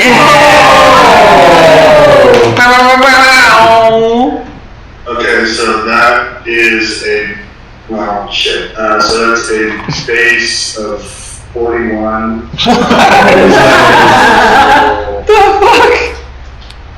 All those Yeah. brutal critical dice and stuff. So that's going to be 60 damage. Nice. That's a 30 Nice. con save. Swing again. So that's going to be a 20 to hit on the second one. No, Y'all just need to Yes. reach back into barbarian. We got 4 levels. Okay. I'll just do strength for the text on. For a mere 8 damage. on the second attack. Yeah. 60 and 8. Yeah. Give him one bonus. Give him one bonus damage just because. Nice. Earned it. Nice. I have a question, Mark. Yes. Where are Vitari and Tubatats? They're battling it out outside the room. They're coming. That one last shadow thing was really giving us trouble. Well, the And now bugs are they're getting climbing more. down slowly. We're really checking out. This is gonna take at least 10 minutes. It's slow going so weak. Mine was red and I did That's like me, now we're ready to strike. Certainly they wouldn't just rush in.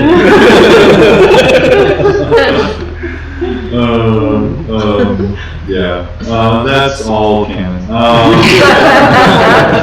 Anything else, Xerox? No, I'm just going to cling onto this thing as best I can. Okay. And I've got to go bail this out. So. Yeah, I was about to say it's 9:20. Yeah. But We're gonna no, have to cut this fight in half. I don't Oh, wanna. man. Everybody might not be here next time. Yeah, The exactly. creature here. with the recent feeding on anxiety it's been able to do is not bloody. Oh, God. I hate everything. Feeding on Man. anxiety. Feeding on my anxiety, you mean? It seems as though the creature can consume some amount of life force from all of the creatures it marks. And it can do that in addition to taking its full attack.